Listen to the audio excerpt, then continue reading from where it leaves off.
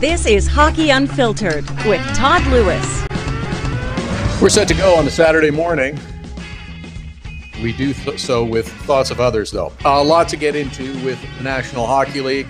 It is a jam-packed full day with 15 games and plenty to be decided. We got you covered top to bottom. We'll start with Dave Isaac, our first guest in hour number one. Coming up in just a little bit, he'll join us to talk about the Philadelphia Flyers, who haven't quite locked up their spot in the postseason yet, but it's really close. We will introduce you to a tremendous story and a giant Pittsburgh Penguins fan, Kelly Sawatsky, who is a Pens fan who got an awful lot of attention at the Penguins game last week because of a sign she was carrying talking about her need for a donor kidney. Kelly will be with us in hour number one as well. Colorado Avalanche and St. Louis Blues still trying to sort out which of the two are going to be in the postseason. They face off head-to-head later on today. Kyle Keefe is the Colorado Avalanche television broadcast host. He will be with us as well. Andy Strickland coming up later on in the program. He'll give us the Blues perspective. Ringside reporter for FSN Midwest. We've got you covered from both sides there. And Carol Schramm also coming up on the program, who covers the Vancouver Canucks. Tonight, we'll mark the final night that Henrik and Daniel Sedin take to the ice as members of the Vancouver Canucks. They will be in Edmonton to take on the Oilers for their final National Hockey League game. Our Twitter and Instagram handles to follow at Hockey Unfiltered, at Todd Lewis Sports. That's where we're looking for your nominations today for the Hockey Unfiltered Dog of the Day. We like you to nominate a dog that you know and love every Saturday. We like to honor great dogs. Hashtag is HU Dog of the Day. Send us a photo via Twitter, via Instagram, at Hockey Unfiltered, at Todd Lewis Sports, and use the hashtag. We like to recognize great dogs. Going to be a jam-packed Saturday with so much on the go and so much happening. As mentioned, it's a 15-game schedule. This is the last Saturday of the NHL regular season. It was supposed to be the last day of the regular season, but there's a game that's postponed until tomorrow. But before we go any further, I want to take a couple of seconds and extend our deepest sympathies to all of those affected by the terrible bus crash yesterday in northern Saskatchewan in Canada. A bus carrying the Humboldt Broncos of the Saskatchewan Junior Hockey League was involved in an awful, awful crash with 14 fatalities and other serious injuries. And it's just devastating news for all of those involved, all of the families, all of the friends, all of those associated with the Humboldt Broncos team, the Saskatchewan junior hockey community. We talk so much about how hockey is important to us, how much it means to us, how we are all members of the hockey family. It is especially so in Canada. And in close-knit communities like this, especially in smaller communities, it is woven into the fabric of that community. We cannot imagine the hurt and the sadness that you are feeling at this moment. But please know that we are with you. We are sending you all of the love and support that we can. We will be there to help you through this terrible tragedy. We are all your family. We are your friends. We will be there to help, as the rest of the hockey community will be as well. Part of the helping is to move forward. We do so with such heavy hearts today, but we will do so. And we are thinking of you as this terrible tragedy, the news becomes more widely known. Thoughts of support have been sent by teams, by the National Hockey League, by governments in Canada, and we are there with you. As we mentioned, this is the day that was supposed to wrap up the NHL regular season. Game numbers 1,271 is supposed to take place today, but it's going to get pushed until tomorrow with the Florida Panthers and the Boston Bruins, the makeup game, because of the snowstorm that took place in January. Also, some important news just coming out. Our friend Jameson Olive, who covers the Florida Panthers, saying that Alexander Barkov is day-to-day with an injury, but will not play in either of the Florida Panthers games scheduled for this weekend, hosting the Buffalo Sabres this evening and in Boston to take on the Bruins tomorrow, out after sustaining a really hard check in a game against the Bruins on Thursday. There were some that were trying to paint it as a dirty hit from behind. It wasn't really a dirty hit. It was an unfortunate set of circumstances. But Alexander Barkov being out certainly does impact the Florida Panthers and their opportunity to get into the postseason. As mentioned, the final regular season game is supposed to take place tomorrow, Sunday. But if the highly unusual and irregular does happen, it may not be the last NHL regular season game because there's apparently a tiebreaker game that's possible on Tuesday. The three tiebreakers listed to decide the final spot in the postseason between the Flyers and the Panthers cannot determine a winner, then the two play on Tuesday in what would be game number 83. What? Yeah, that news just sort of came out late yesterday from the NHL. In 2000, apparently there was a similar situation with the Buffalo Sabres and Montreal Canadiens who were vying for the final playoff spot. The league announced a tiebreaker game would occur if needed. It wasn't. But hey, maybe we either put this officially into the rules or come up with a few more tiebreakers so that you don't have to drop these kind of bombs of news and late on a Friday afternoon, which is the most optimal time to drop news like this when you don't want it getting as much attention. This is an avoidable thing that doesn't need to happen.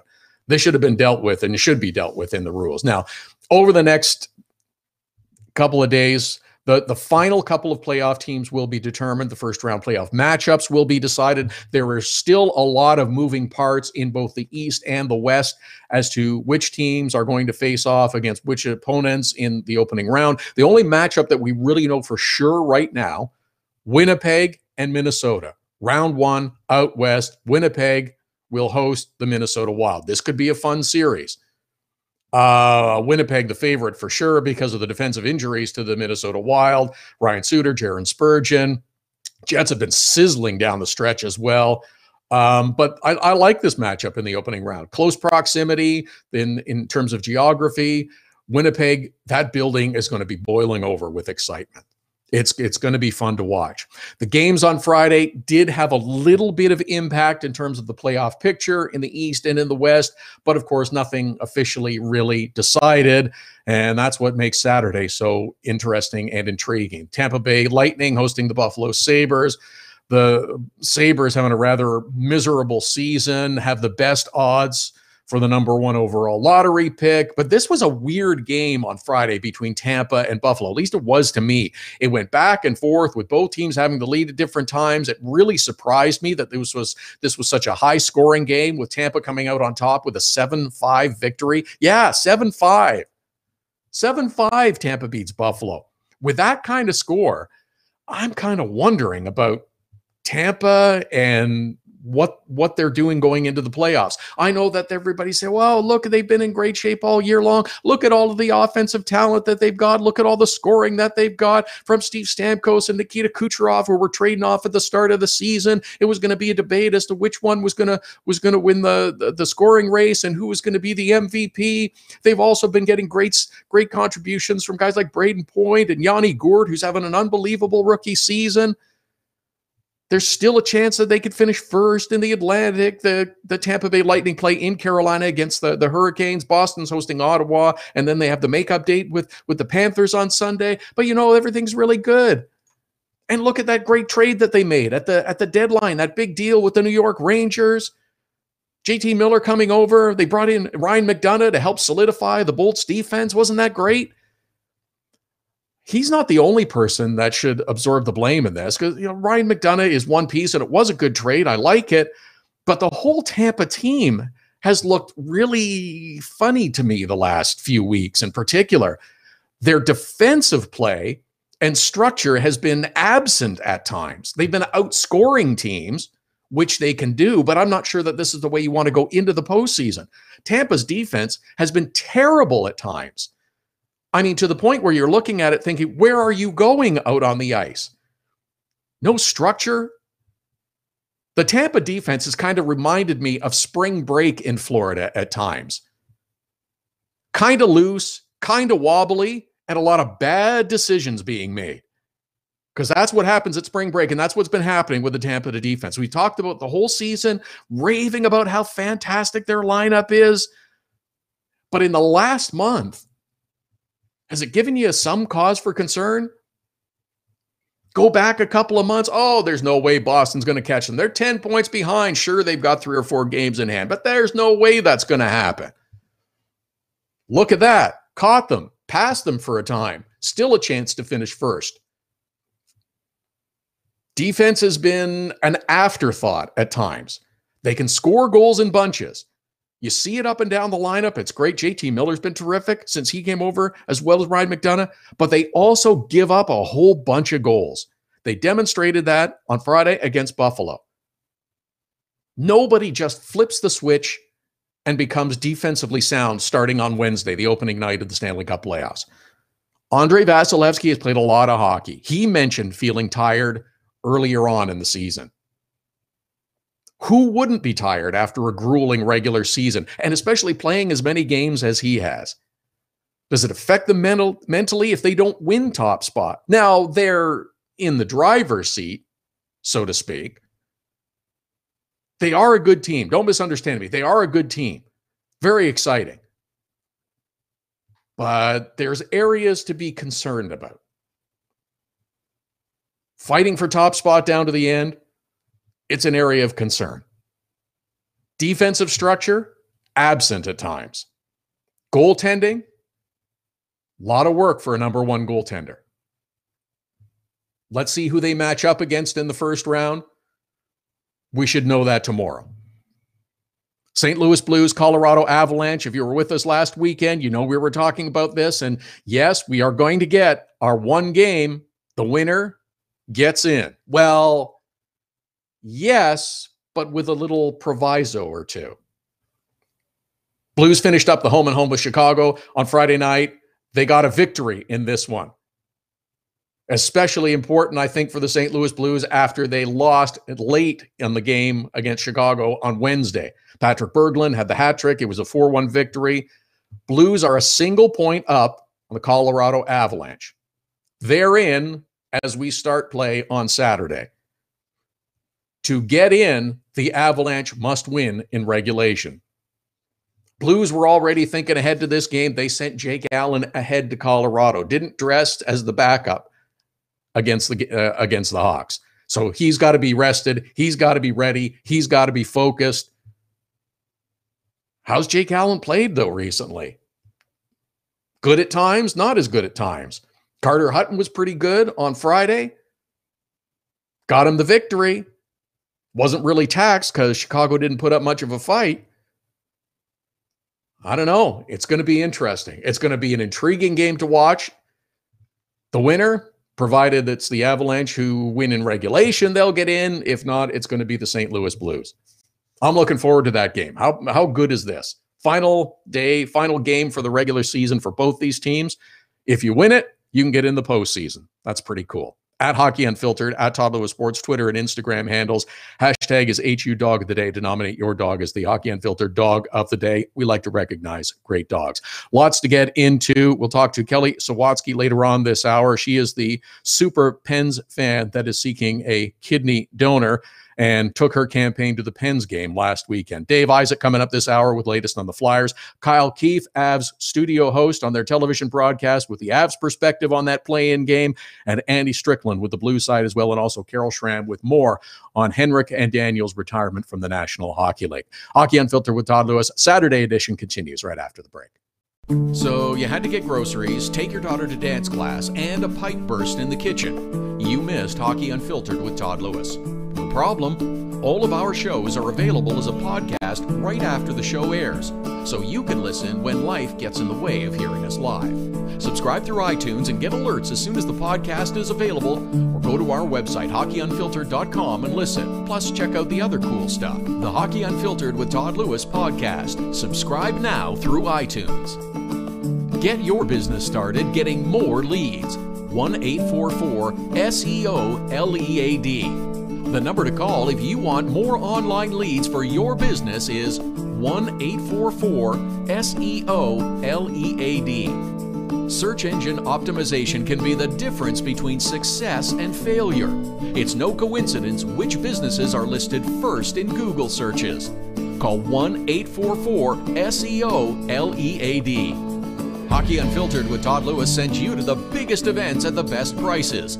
This year, we've partnered with Seat Giant to give you special deals on tickets to NHL games, concerts, or other events. Simply go to SeatGiant.com, find the tickets you want. When you check out, use the promo code TODD for a special discount. That's promo code TODD for a special discount. Start saving with SeatGiant.com on your next purchase.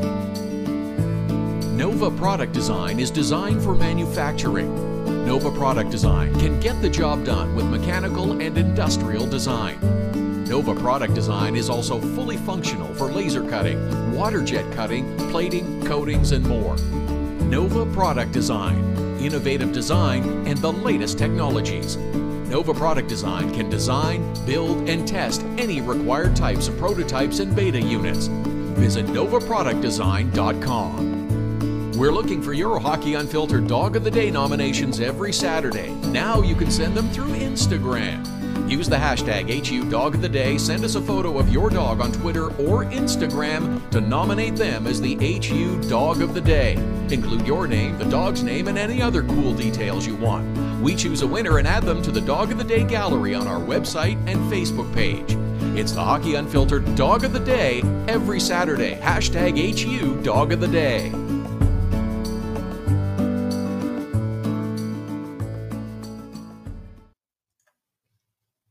This is Hockey Unfiltered with Todd Lewis. It's the Saturday edition here live at hockeyunfiltered.com, streaming live on the Hockey Unfiltered app, powered by Primetime Radio, at Hockey Unfiltered, at Todd Lewis Sports, the Twitter and Instagram handles to follow us. Busy day with 15 games in the NHL, playoff positions to be decided, first round matchups to be decided. One of those paying close attention to what is going on elsewhere will be the Philadelphia Flyers, who host the New York Rangers in their final game. Flyers, though, in control of their own destiny. We'll wait and see what happens with their game against the Rangers a little bit later on. Our friend Dave Isaac covers the Flyers for the Courier Post. Follow him on Twitter at Dave G. Isaac, and he joins us now. Dave, before we talk a bit about the game today, I wonder if there was any reaction to the news that came out late yesterday that, well, if Philly and Florida happen to be tied at the end of action tomorrow, then they'll play game number 83 of the regular season. That was a bit of a, what the heck is this all about? Yeah, well, you're familiar with the Philadelphia market, Todd. It's like Murphy's Law, 365 days a year. Anything that makes it more difficult will absolutely happen for the Philadelphia Flyers. So even though people are kind of thinking back in time today, 8 years ago, Game 82, Flyers, Rangers, Henrik Lundqvist in goal, Flyers needed to get into the playoffs. They're thinking, well, you know what? They'll probably end up in Game 83. Yeah, I can. If that does make sense in a strange way to look at, especially strange because it is the Rangers that are playing in Philadelphia as well, and it's not a given that the Flyers will get in. I mean, as long as they don't lose by a couple of goals, everything will be okay. But you know, wouldn't it just be the strangest thing if that didn't happen? Okay, let's stop talking about that now. Let's talk about the Flyers. And I suspect that the team's focus is entirely on go out, win this game, and then we don't have to worry about it anymore. Yeah, exactly. And I think it was a little strange the other night because they had won against the Carolina Hurricanes, and by the time that game was over, there were still a few minutes left in the Florida Panthers game, and that was tied until like 3 minutes left or something like that. And there really wasn't a whole lot of anticipation, it seemed like, from the Flyers wanting to go into another room and watch the end of that game and see if that got them into the playoffs. I think that their bigger concern was it doesn't matter if it happens tonight or not because we still, hold all the cards here. So I would anticipate seeing a bit of a bigger celebration today, even though everybody, including General Manager Ron Hextall, kind of downplayed it this week and said, you know what, playoffs would be great and all, but we expected to get into the playoffs anyway. I think after the team lost 10 straight games in whatever that was, mid-December, I think, nobody was expecting it at that point. So if the Flyers do punch their own ticket here, then they've come quite a long way, and it would be somewhat of an accomplishment, especially when you look at the point totals. They have 96 points. If they win today, they have 98. I don't think many people pegged them for that. I thought they would be a bubble team. I thought they were a bubble team last year, and I said, well, you know what? They didn't make it last year. Maybe they get in this year. I thought that, nobody could have predicted the storyline, but I thought that this is exactly what they would be, a bubble team that maybe sneaks in. So I think that making the playoffs would be quite a big accomplishment for this group. Dave, it was Brian Elliott who came back from injury and was in goal against the Carolina Hurricanes a couple of nights ago. Some were trying to make a big deal about all of the goals that went in by him, especially the one that was banked in, I believe it was Sebastian Aho, that went off his back. I think that was a planned play myself, but how did Brian Elliott look to you in his first game back? Obviously, there's going to be a little bit of rust after being off for so long. Yeah, I thought there was quite a bit of rust. That the first goal that went in, it looked as though he had a very clear sight line on it, and I didn't get a good replay of it, but he said that puck was heading right for my glove, and then it tipped off Travis Sanheim, his defenseman, in his glove, and that's how the first one got by. And the second one, I agree with you 100%. Sebastian Aho is a really skilled player, came from behind the net, backhanded it off of the nameplate on Brian Elliott's back. And in, and I think that's one that Elliott probably stops if he is not as rusty, because I think he gets to that post a little bit quicker. But the third one was just brutal. Jordan Stahl ends up scoring a couple minutes after Claude Giroux gave the Flyers the lead. And we talked about, thoughts of 8 years ago in the playoff run, that had the Michael Leighton goal with Patrick Kane written all over it. The exact same place on the ice, the way that it beat him, 5-hole. Elliott talked about that one after the game and said, he tried to kick off the post and somehow it lifted up his knee off the ice, and that was just enough space for that puck to get in. So I thought he was very, very rusty. And there was actually a shot after that, classic, goes down in the butterfly, hits him right in the breadbasket, and he starts looking around like, where did it go? So the Flyers are certainly hoping that he got all the rust out there, because he is going to be back between the pipes today in Game 82. And there's just been so much volatility in goal for the Flyers between Michael Neuwirth, Peter Mrazek, since he's come into town. Alex Lyon, I think, played very well, but played a little bit over his head as well. And now to get Brian Elliott back, I think the team was hoping, play him the last 2 games of the regular season, get him a little bit sharp, and then he can be the Game 1 playoff guy. And as we just talked about, there's still a little bit more for that has to happen before we get to a Game 1 of a playoff series. But the Flyers are hoping, we go through this process in goal, and that part will take care of itself. Yeah, getting into the postseason would be a nice next step, and because Brian Elliott was so important for Philadelphia in coming back from that 10-game losing streak that you talked about, they turned around, got moving in the right direction, and his play before getting injured, he was the reason they were able to climb back into the playoff race. Yeah, as bad as that 10-game losing streak was, he was actually the steady, calming focus. If you look at his numbers, a .908 save percentage before the last game, that's actually his worst statistical save percentage in the last 5 years. But there's, like I said, been so much kind of craziness in goal for the Flyers. Elliott plays the type of game that just keeps the guys around him calm. If he makes an awkward save or whatever, he'll cover it up and wait for a face-off. And that in and of itself can just hit the reset button for some guys. So I think that he's also a big part of the leadership group. So whether it's the calming presence on the ice or the leadership off the ice, he's definitely been a really big part of this team, and he ends up missing 7 weeks after having surgery, his first surgery ever, to repair a core muscle. Definitely a welcome piece back from the Flyers' perspective. Dave Isaac is with us, covers the Philadelphia Flyers for the Courier Post. At Dave G. Isaac is how you follow him on Twitter. Flyers and Rangers this afternoon, on Saturday afternoon. Flyers get a point, then they make it into the postseason. Okay, we've gone long enough. We have to mention Claude Giroux, the great season he had. You mentioned the other goal, the goal the other night against the Carolina Hurricanes, a terrific shot, a terrific play. 99 points. If he gets to 100, we can keep him in the MVP conversation, but I think the minimum to get into that conversation, because there are so many candidates this year, is going to have to be 100 points. He's had a tremendous year regardless, though.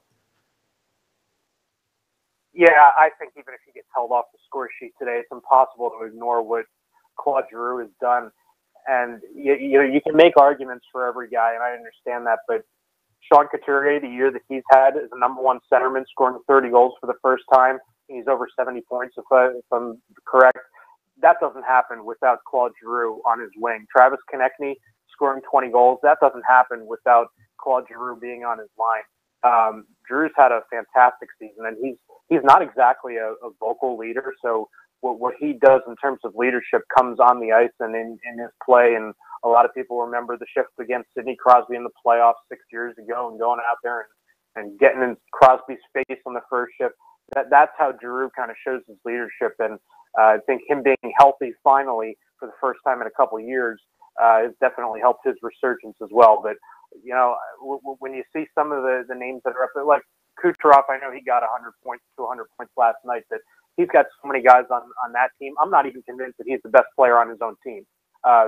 So to me, I think that Claude Giroux absolutely deserves to be up there with the Kucherovs on the very short list of MVP candidates.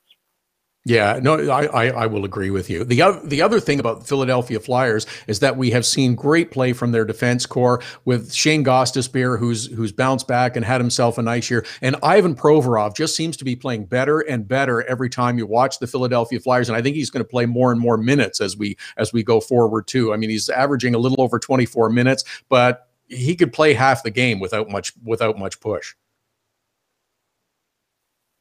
Yeah, and I think whenever the Flyers season does end, we'll end up finding out that Ivan Provorov played through a whole slew of injuries because there was a little bit of a time there when he didn't quite look himself, especially with the puck on his stick, which was actually the real head-scratching part about it because he's almost by leaps and bounds the smartest defenseman that the Flyers have.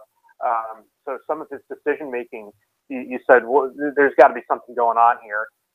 He's just not the type of player that kind of lends himself to having that sophomore slump, but he's had a really good year and been an absolute monster for them in the last week or two. And as you mentioned, Shane Gostisbehere, the biggest thing for him is he seemed to find out more about the defensive side of the game and really honed in on that. And those two have been a pair for, probably more than 2 months now. And it's worked out really well for the Flyers. It's kind of made them top heavy at times because beneath that, you don't have a whole lot, but that pair of Ivan Provorov and Shane Gostisbehere have been really good for them. And assuming they do get to the playoffs, that'll be a pair that, like you mentioned, will get big-time minutes. Yeah, the other one I want to mention is Jake Voracek scored a goal the other night that gets him to 20 on the season, but he's had such a tremendous year as well. Not the big giant goal scoring numbers that some of the other players will get, but without his play in setting up others, it wouldn't be the same Philadelphia Flyers team that we've seen. Right. I think there was a span of about a month where Voracek led the NHL in assists, and he's just been dishing out those passes quite a bit. I think 2 years ago, maybe it was, or three, that he had the big goal-scoring year, and I think that kind of fooled a lot of people because that's really not his game. Even this year, he's saying, yeah, I know. Everybody's telling me to shoot more. I get it. That's why he turns his Twitter off because that's all people say to him is to shoot has those opportunities. But I think his teammates certainly aren't saying that because they're being set up for goals. So Giroux and Voracek had been a pair for a long, long time. There was a portion of this year where Voracek was the right wing on that line with Couturier and Giroux, and that's when the assists were really coming. And that's why everybody said, oh, Sean Couturier is going to have this breakout year because he's on the ice with two of the best passers, certainly the two best passers on the Flyers and two of the best passers in the Eastern Conference. So he's been moved to a different line to kind of spread the wealth there. He's got Nolan Patrick on his line, and things have been going really well for Jake Voracek. Yeah, absolutely. Dave Isaac covering the Philadelphia Flyers with the Courier Post. At Dave G. Isaac is how you follow him on Twitter. Dave, enjoy game number 82 this afternoon. We'll see if it gets to 83. I'm thinking it won't, but there's always that proviso. Thanks for this as always. We'll talk soon. All right. Thanks for having me. Thanks, Dave Isaac covering the Philadelphia Flyers. That is a weird thing if it happens, game number 83, but we'll deal with that if we have to after the games tomorrow with the Florida Panthers, Boston Bruins, but the Philadelphia Flyers should be able to get a point today against the New York Rangers. Rangers have so many young players that they're auditioning and trying out. It'll be a good game, I think, because the Rangers don't want to give it to Philly. And they have pride. It's a great rivalry game, but Philadelphia would just like to finish this up and then focus for the next couple of days on getting ready for the postseason, which will begin on Wednesday. Not sure that the Philadelphia Flyers will be playing on Wednesday, but the playoffs will open on Wednesday. And good to mention Nolan Patrick as well. Doesn't have the sexy numbers of some of the other rookies that have come into the league this year. 13 goals, 17 assists, but Nolan Patrick's play has just grown significantly as the Flyers season has moved along. It's been fun to watch. It's been a nice story to watch as his game has improved and the Flyers have improved in the back half of the season. At Hockey Unfiltered, at Todd Lewis Sports, our Twitter and Instagram handles. Lots to get to on this busy Saturday. 15 games in the NHL. St. Louis and Colorado playing for the right to get into the postseason. If the Avs win in regulation, they will get in. If St. Louis wins, they'll get in. It's going to be fun to watch. Kyle Keefe will cover it from the Avs perspective. Andy Strickland joining us later on in the program, talking Blues. Carol Schramm with all the news about the Sedins and their final game in the National Hockey League later on tonight. And in our next segment, a very special Pittsburgh Penguins fan. Kelly Sawatsky is seeking a kidney donor. Her story really caught fire and got a lot of attention beginning last week, and that's when I found out about it. We'll talk to Kelly coming up right after the break. There's special savings for Hockey Unfiltered listeners with our new ticket partner, Seat Giant. And Canadian fans can also purchase in Canadian dollars. Go to SeatGiant.ca, find the tickets you're looking for. Doesn't matter if it's NHL games, concerts, or any other event. You get a special discount with the promo code TODD. That's Todd with 2 Ds. Just enter the code, get the discount, you save. That's simple. Save on your next ticket purchase with Hockey Unfiltered and Seat Giant. The best way to get set for the busy Saturday night of hockey is with Hockey Primetime. Beginning at 5 p.m. Eastern, host Connor McKenna whips you around the league for the latest stories and info leading up to the early game starts. Plus, he'll give his own spin on the biggest stories in the National Hockey League. Hockey Primetime with Connor McKenna. Sometimes serious, sometimes a little goofy, but always interesting. Listen live at hockeyprimetime.com, 5 p.m. Eastern every Saturday. Search engine optimization is the key to success for your online business. It can be the key to success for any business. 1-844-SEO-LEAD is the number to call to get your business at the top of all searches. An official partner of Google, they have the tools necessary to make your business the one people notice first. 1-844-SEO-LEAD. Now you can nominate your dog or any dog you love as the Hockey Unfiltered Dog of the Day through Instagram. Every Saturday, Hockey Unfiltered with Todd Lewis will take your nominations for the Dog of the Day. Use the hashtag #HUDogoftheDay. Send us a photo with the dog on Twitter or Instagram to nominate your dog. We choose a winner at the end of the show, and your dog will be recognized in the HU Dog of the Day gallery on our website and Facebook page. Hashtag HU Dog of the Day. Creativity and innovation are the hallmarks of Nova Product Design. Whether it's mechanical or industrial, cutting-edge technology and a commitment to excellence make Nova Product Design the company to choose.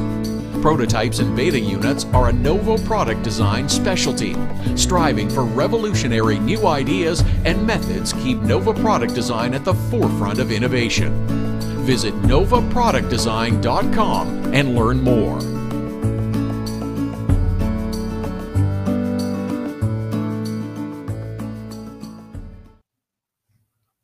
Welcome back. It's the Saturday edition of Hockey Unfiltered with Todd Lewis, here every Saturday and Sunday, 11 Eastern, 8 a.m. Pacific at hockeyunfiltered.com. We're streaming live on the Hockey Unfiltered app, powered by Primetime Radio. Busy Saturday with 15 games on the go. Kyle Keefe, Colorado Avalanche television host, will join us later on in the program. We'll talk about the Avs and the Blues. Also joining us to set up that game, Andy Strickland, who covers the Blues for FSN Midwest. Carol Schramm, covering the Vancouver Canucks, with the story of the Sedins and their great send-off in Vancouver a couple of nights ago as they get set to play their final game in the NHL against the Edmonton Oilers later on tonight. It was a week ago in Pittsburgh that a Pittsburgh Penguins fan caught a lot of people's attention, including mine. Kelly Sawatsky is an avid Pens fan. She became turned on to the National Hockey League and hockey with getting together with her fiance, Tyler, and she brought a sign to the game that got the attention of everyone, because Kelly is in need of a kidney donor. You can follow her on Twitter at KSawatsky3. And Kelly joins us on the line now. Kelly, thank you so much for spending some time with us today. We really appreciate it. Hey, absolutely. Thanks for having me. So I found out about the story last week, and I'm glad that we were able to get a hold of you. You brought the sign to the game that drew a lot of attention to your issue. You became ill a couple of years ago, and it's something that has progressed and gotten worse to the point where you're now in need of a kidney donor. Can you take us back and just kind of tell us how this all started with your illness and how it reached this point? Yeah, so it basically goes back to Christmas Eve of 2015. I was fine all day, no symptoms. And by that evening, I was making dinner with my mom, and I started feeling very ill. And I decided I'm just going to go to bed. Maybe I'll wake up feeling better. Christmas is my favorite time of year. Just wanted to be healthy for the holiday. And within, an hour and a half, I was in the emergency room being diagnosed with a urinary tract infection that had turned septic. They admitted me right away, and I was in the ICU for a few days. And then 2 days after Christmas, my lungs kind of quit on me. And then I was intubated and placed on a ventilator for about 12 days. And because of all the medication that they use to keep you sedated, I was unaware that my back pain was as bad as it was. So they isolated, when they took me off of the ventilator, they realized how bad I was in pain still. And they isolated the area on my back, which happened to be right about the level of where your kidneys sit. So after running the gamut of these different medical tests, they decided an exploratory procedure was necessary. And they found that the septicemia from the infection had, in fact, attacked my kidneys as well. And at that point, they fixed me up, and I spent a total of 2.5 months in the hospital. The last couple weeks from that stay were in a physical therapy unit trying to relearn how to walk. And then finally I was discharged in March of 2016. And give or take, a few days here and there, but I spent numerous more days in the hospital, just being admitted for sometimes up to 2 days, sometimes up to 10 days. And it was just it was a pretty tough battle because the infection kept coming back and they couldn't figure out why. And eventually, by the end of summer that year, I was feeling pretty good. I started dating my fiance who got me into the Penguins, and life seemed great. And then over the next year, I kept continually followed up with my kidney doctor, my nephrologist, who basically was keeping an eye on my kidney function. And then in June or July of last year, it had just made a significant drop from about 70%, which is low end of average, starting to raise some question on how things are working. But it dropped to about 20% of kidney function. And then over the last 8 or 9 months since then, it has consistently dropped down to about 9 or 10% now. Do you have to go in for dialysis at this point? I have been very fortunate in the fact that I am not on dialysis yet. Good. And that's different for every patient, and it really is dependent upon how you feel. They say if you can't get through, day-to-day, like typical activities, then you need to be on dialysis, and that will change your life dramatically. However, dialysis is also really rough on the body. So I made it, knowing that I'm very stubborn, I would go to that option should I need it, but I don't feel that I'm there yet. A preemptive transplant is what I'm hoping for, so I can skip that step of dialysis just because of how invasive it is and all the other hardships already kind of going on because of the kidney disease. So it's just, I'm trying to keep my life as normal as I can until I find that perfect match, that donor. So it's just kind of one of those. I probably could start it, and some of my doctors have been pushing for it, but I'm just trying to keep life normal, so I've been pushing it off. Understandably so. Kelly Sawatsky is our guest. She is an avid Pittsburgh Penguins fan and is seeking a kidney donor. You can follow her on Twitter at KSawatsky3. And you mentioned that you met your now fiance, Tyler, and he's the one who got you interested in the National Hockey League and the Pittsburgh Penguins and fan. And that's where so much of the attention started last week with the sign that you brought to the game. How did you think that I'm going to the game. Maybe I'll get some attention, and maybe I will pique someone who can help me out in terms of being a kidney donor? Yeah, well, so firstly, like the hockey community, and I've seen it just in other events that have happened. The hockey community is really just like a big family, is what I've learned. And, everybody kind of comes together when there's, whether it's a tragedy or a situation or some kind of a media event that needs some attention. I saw the way people just even came together to support Eric Carlson and his wife when they lost their son, their unborn son. That was a tragedy. You just start to see these things that happen, and everybody just came together.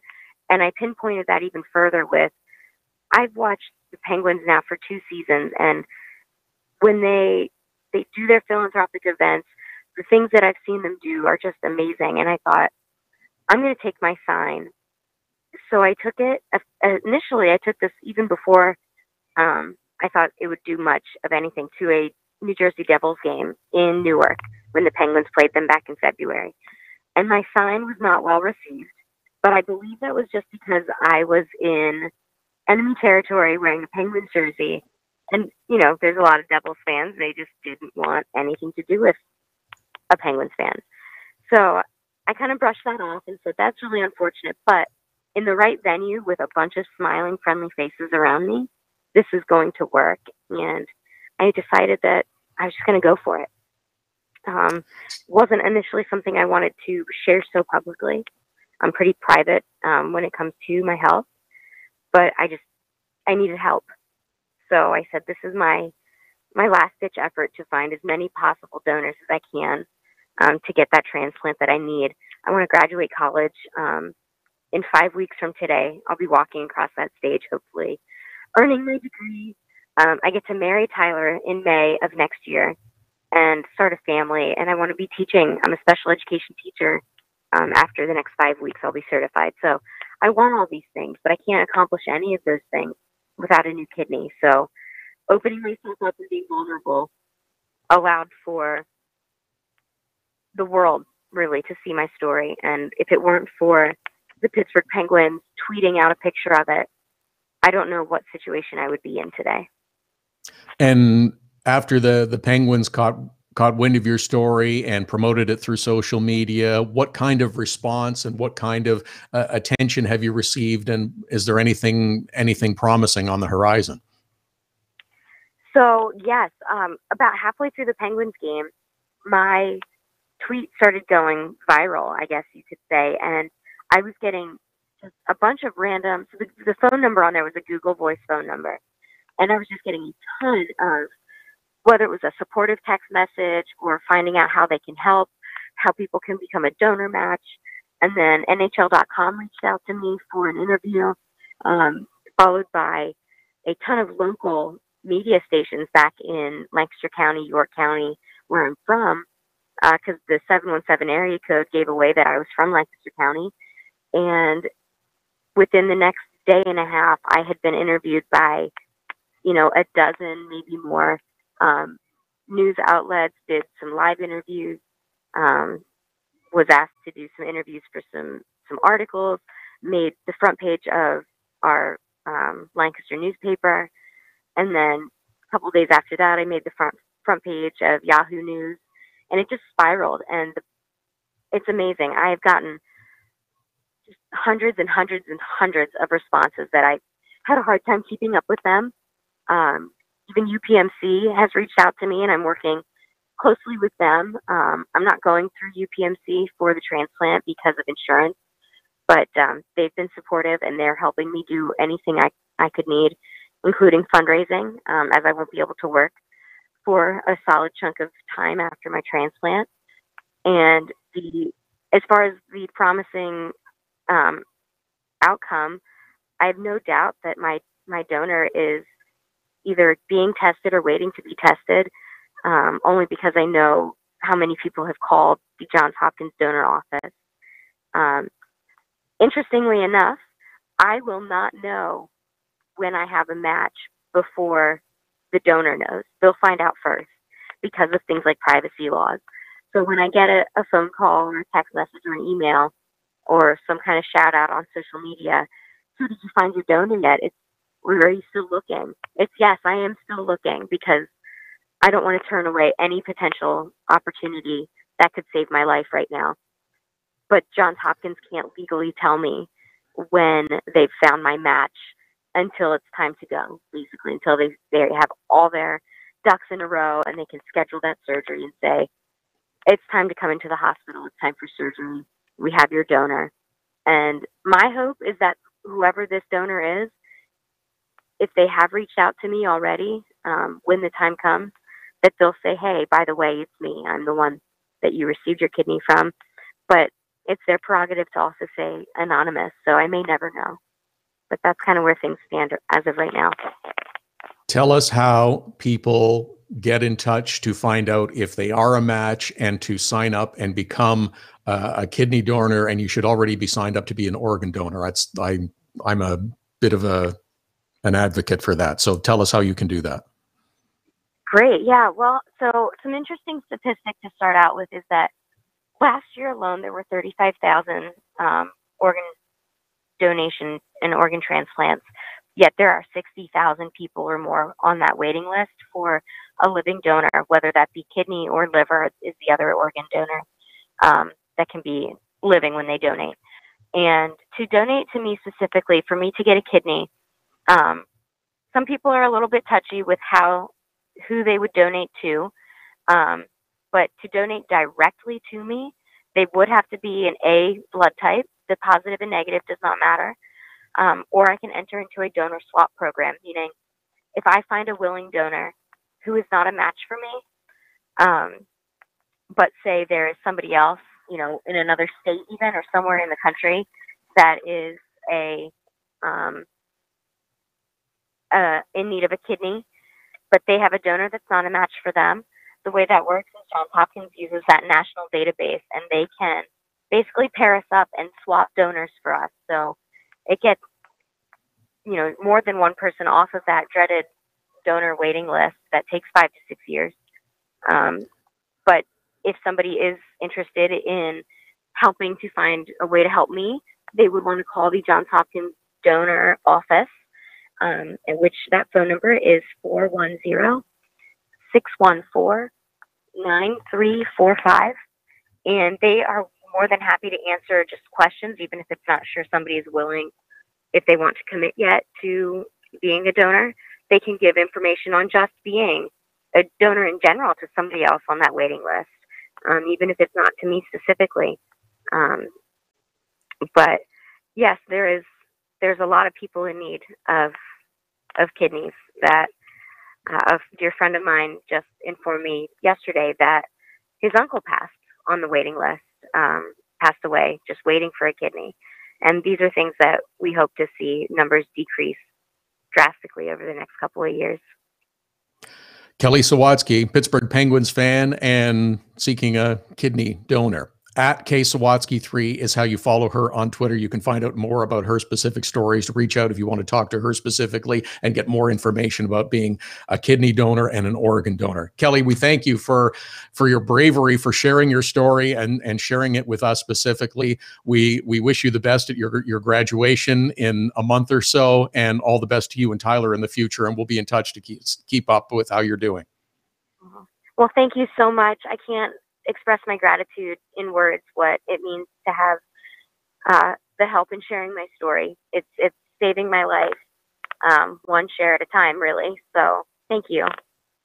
Our pleasure. Thank you, Kelly Sawatsky, Pittsburgh Penguins fan. And you can get more information about her situation at KSawatsky3.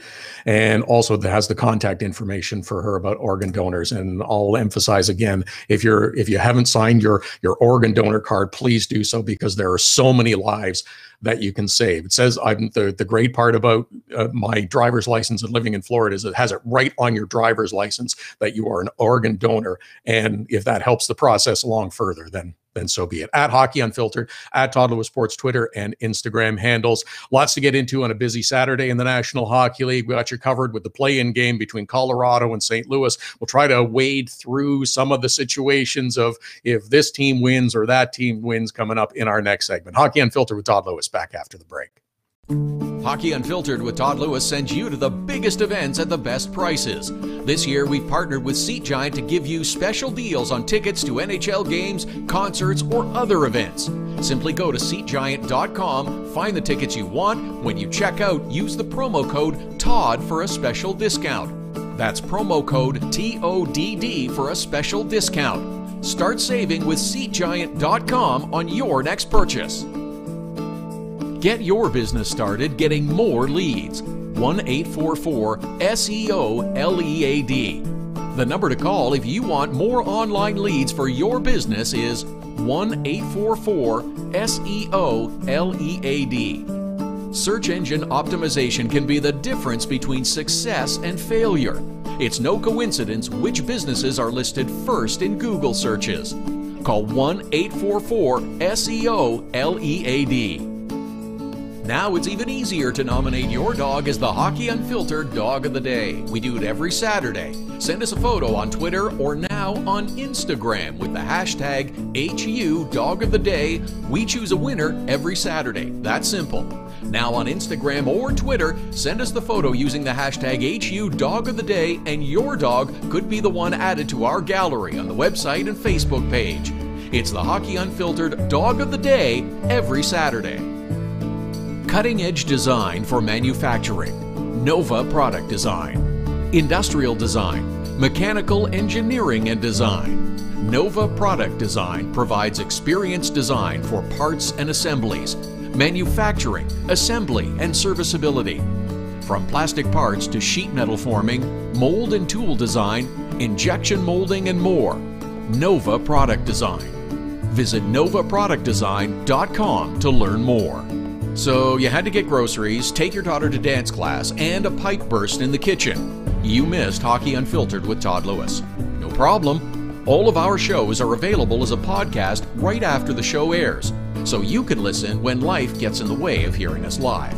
Subscribe through iTunes and get alerts as soon as the podcast is available, or go to our website, hockeyunfiltered.com, and listen. Plus, check out the other cool stuff. The Hockey Unfiltered with Todd Lewis podcast. Subscribe now through iTunes.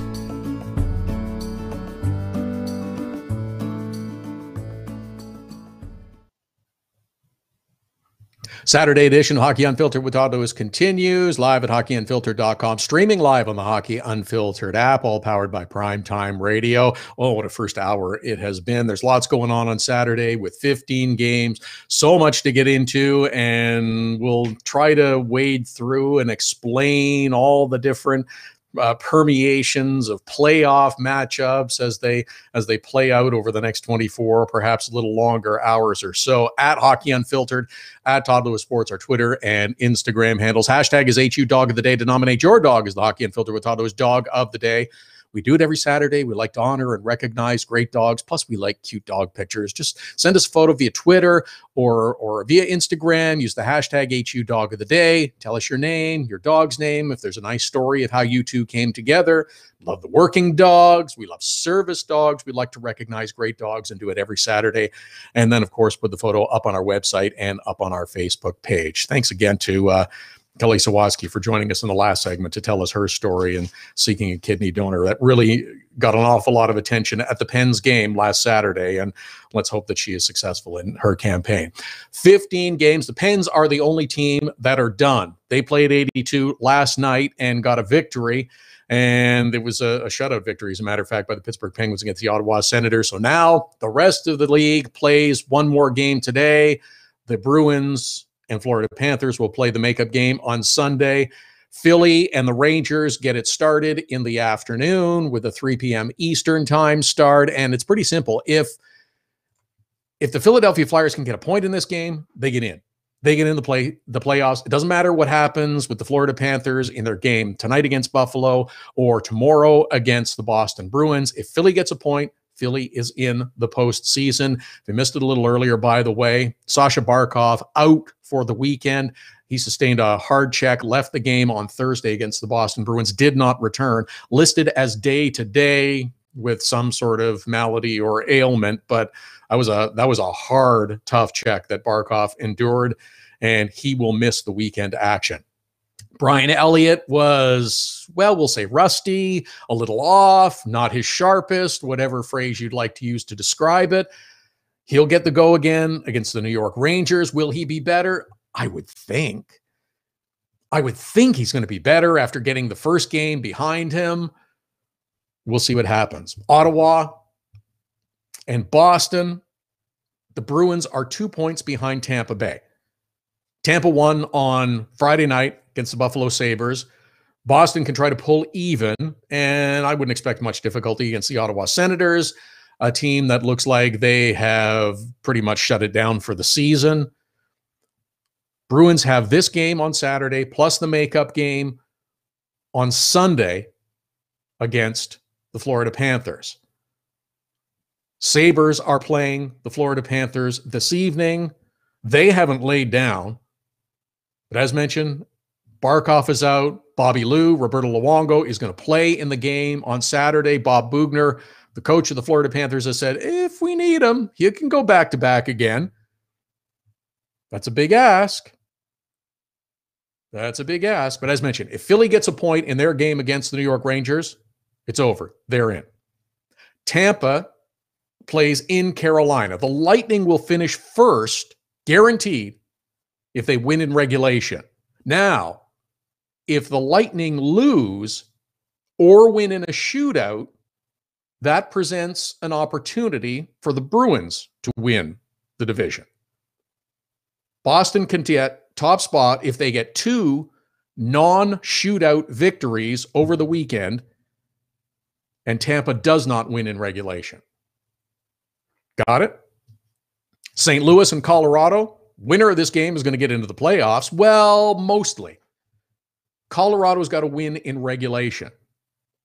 If it goes to overtime, not so much. Avs must win in regulation. If the Blues get a single point, they're in. Blues played on Friday night in Chicago and really didn't have to push anyone too hard, didn't have to overtax anyone. Carter Hutton got the starting goal. The Blues figured, you know what? Jake Allen's going to be our guy. Let's put him on a plane, send him to Colorado, let him put his feet up and relax for the evening. Didn't even dress as the backup. Sent him on ahead. Should be fun to watch. Colorado was at home, chilled, waiting. Blues had to play in Chicago, travel to Denver.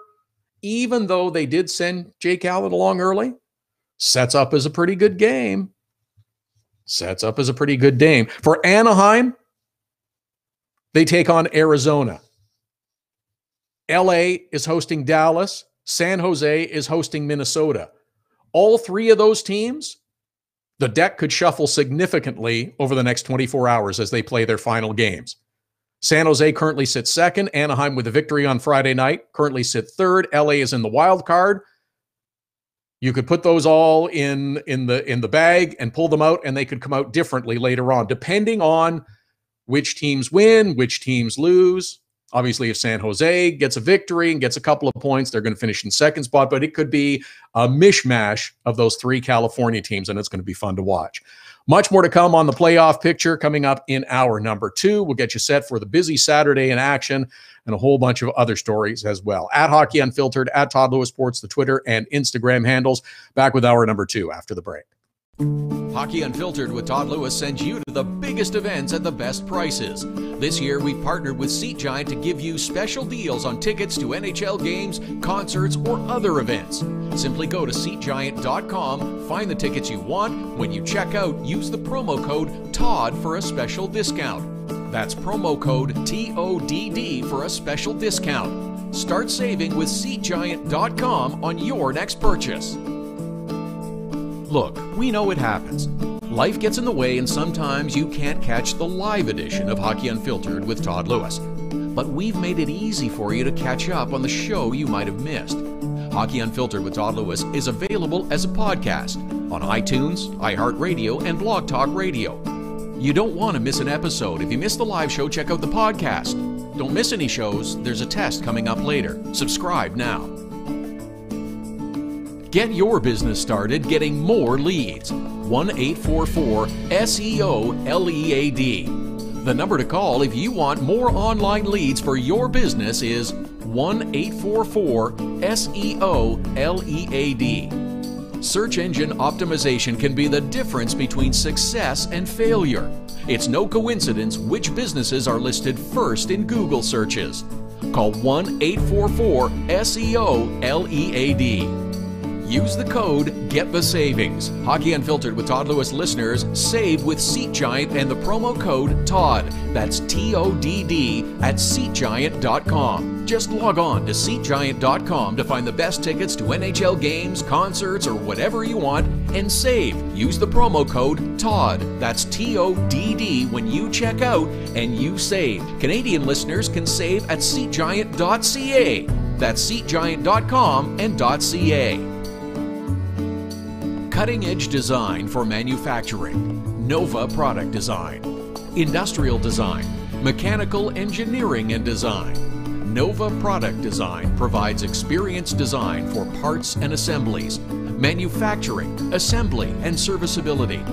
From plastic parts to sheet metal forming, mold and tool design, injection molding, and more. Nova Product Design. Visit novaproductdesign.com to learn more.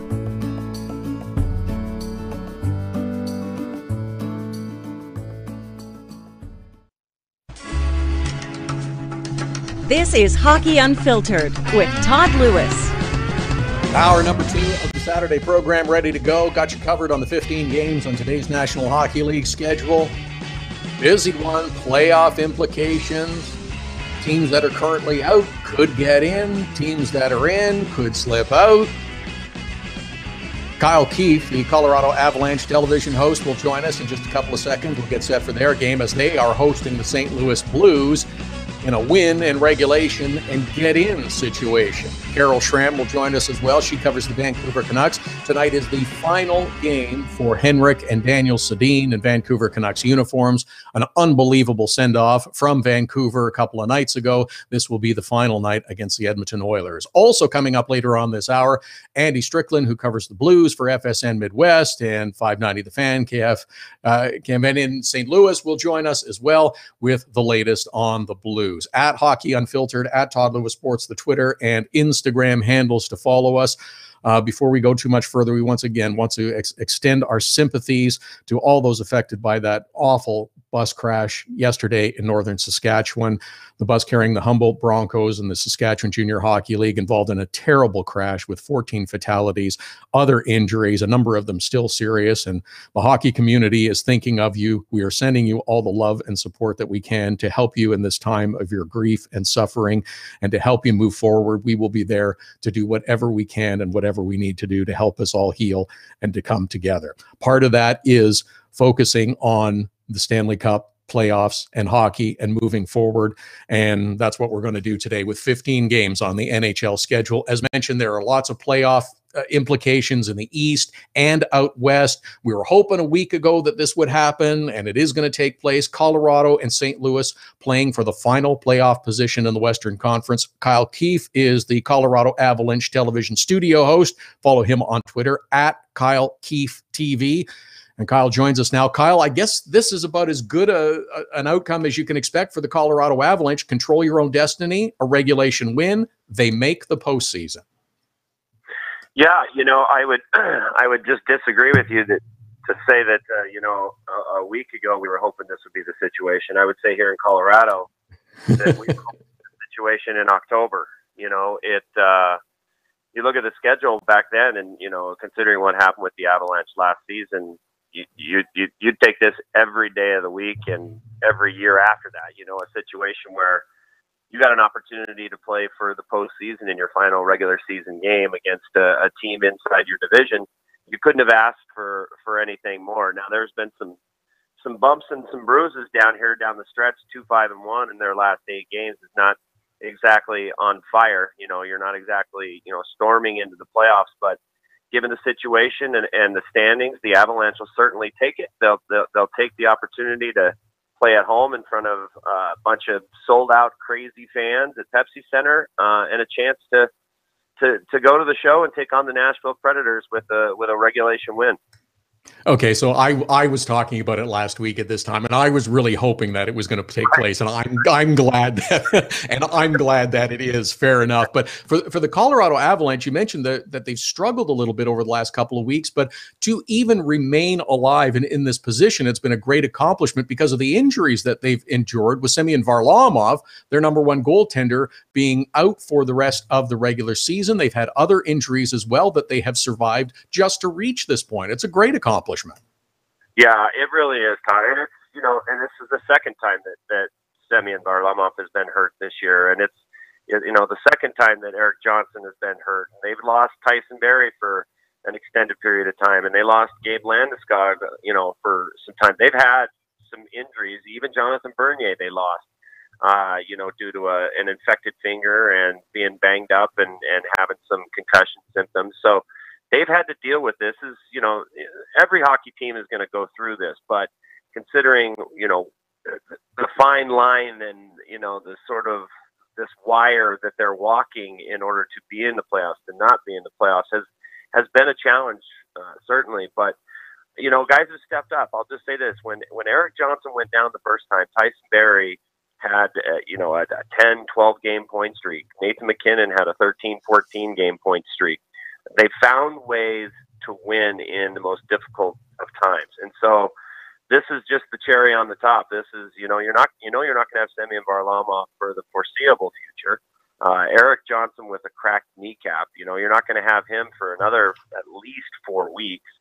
So, you have to take that out of the equation. You have to say, okay, who do we need to step up? We need Nikita Zadorov. We need Patrick Nemeth. We need Sam Girard, Tyson Barrie. We need these guys to be playmakers, not just stay at home, rock solid defensemen in their own zone, but these guys have to chip in, when the puck's in the offensive zone. There's got to be, pucks from the blue line. They've got to be pinching at the right times. They're going to have to take gambles against this Blues team that's very good defensively, very stingy defensively. Got great goaltending from Jake Allen. So tonight it's all out on the line, and there's no hold. They're not holding anything back. So the injuries are out the window. Those, as far as they're concerned, those players are not available.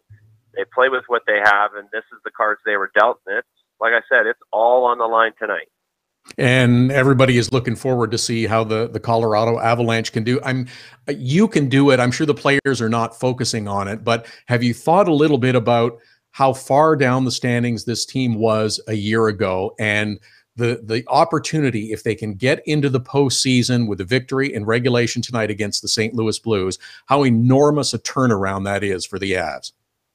Well, I'm not exactly sure of the numbers, but I want to say it's since it's almost 25 years. Now you gotta finagle the numbers a little bit, because the Pittsburgh Penguins did it in 05, 06, I believe. They had a pretty nice comeback, but I think you got to go back to San Jose even further for that kind of a turnaround. Now, San Jose only had 22 points the year before. They were awful. Next year they came back and had 77. So the Avalanche went from 48 to 93, and that's just unheard of. And it really didn't do much. The only change really came, behind Joe Sakic and the trade he made Matt Duchene to Ottawa, and what Joe got in return, which was off the charts. You get a first-round pick, a second-round pick, a third-round pick, up-and-coming forward in Kamenev. You get a goaltender in Andrew Hammond. You get Shane Bowers, who's at BU right now and killing it. And then you get the wizard. You get Sam Girard on the blue line. So Joe made an awesome deal that really sort of inspired the team, for lack of better words, after that loss to the New York Islanders, that changed Nathan McKinnon's season. I mean, he went off. After that, he took the National Hockey League by storm. Guys just couldn't stop him. He's just 1-2 steps better than everybody, and his hands are, they're lightning, and his game changed, and that brought along Mikko Rantanen on the line, and Gabe Landeskog, and everyone sort of got galvanized around that top line, and it changed things. And for whatever reason, they've completely turned it around. And I don't think, Todd, that this I don't think this is a one-year, one-hit wonder. This is for years and years to come. You're talking about the youngest team in the National Hockey League. So Joe's sort of thinking was, let's get everybody peaking at the right time. If the average age of our team is 23, 24 years old, let's get everybody rocking and rolling by the time they're 28. We can ride this thing for, 6, 7, 8 years with the same core group. So this is built for the future. Kyle Keefe is our guest, Colorado Avalanche television host. At Kyle Keefe TV is how you follow him on Twitter. Avs hosting the St. Louis Blues later on this evening. Final game of the regular season for both teams. Avs win in regulation. They get into the playoffs. I was just going to mention that I agree with you that this is a team that should continue to rise in the years ahead because of the terrific young talent that's come in, not just in the acquisition with the moving out of Matt Duchene and Sam Girard. I agree with you, has been sensational, but because of the other young players that have also come into the Avalanche organization, whether it's Tyson Jost, who's been really good at times, Alexander Kerfoot, who has also been good at times this year. So much attention on that top line, which has been great, but there's other good young players as well coming forward. Well, yeah, and you know what? They've essentially the last 2, 3, 4 games, it's almost like basketball. They've almost double teamed Nathan MacKinnon. And when they're on the road, obviously coaches have the ability to match lines against Nathan MacKinnon. And so it's top line versus MacKinnon everywhere he goes. And that's you forget about the difficulty in that when you're going up against, the Kopitars of the world or the Pavelskis, or you're going up against Getzlaf or, Patrick Kane. You're constantly going up against these top lines. What it's done is it's given windows of opportunity to the Alexander Kerfoots and the Tyson Jost and the JT Compers and the Andrighettos, and they've answered the call. They've had, 4 or 5 big games where Jost had a couple of goals or Kerfoot had the game winner, a power play goal. So they've risen to the occasion. Unfortunately, as good as that sounds, we go as our top line goes. And so that's unfortunately, that's the facts. We need that top line to produce, whether it's, 5-on-5 or it's on the power play or whatever. But if that line gets going, like I said, the entire team seems to respond.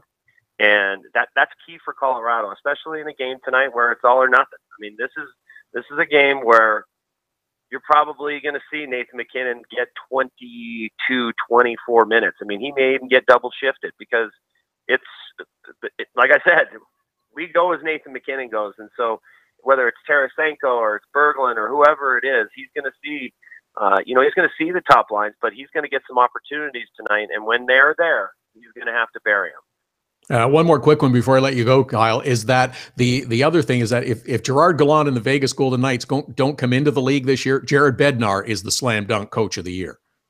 Absolutely, 100%.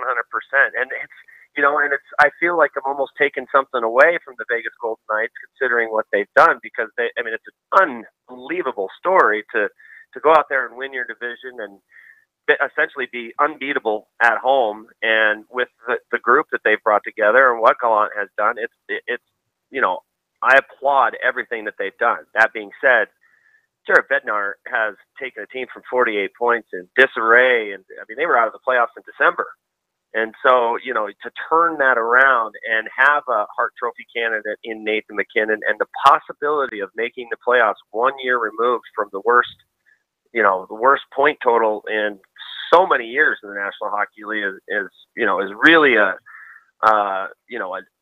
reward to the fans here, and obviously a pat on the back to Jared Bednar and the rest of the coaching staff, and of course the front office. So I'm really looking forward to it. I mean, tonight it's on. I've never been so nervous in my life. I've done these since 1996.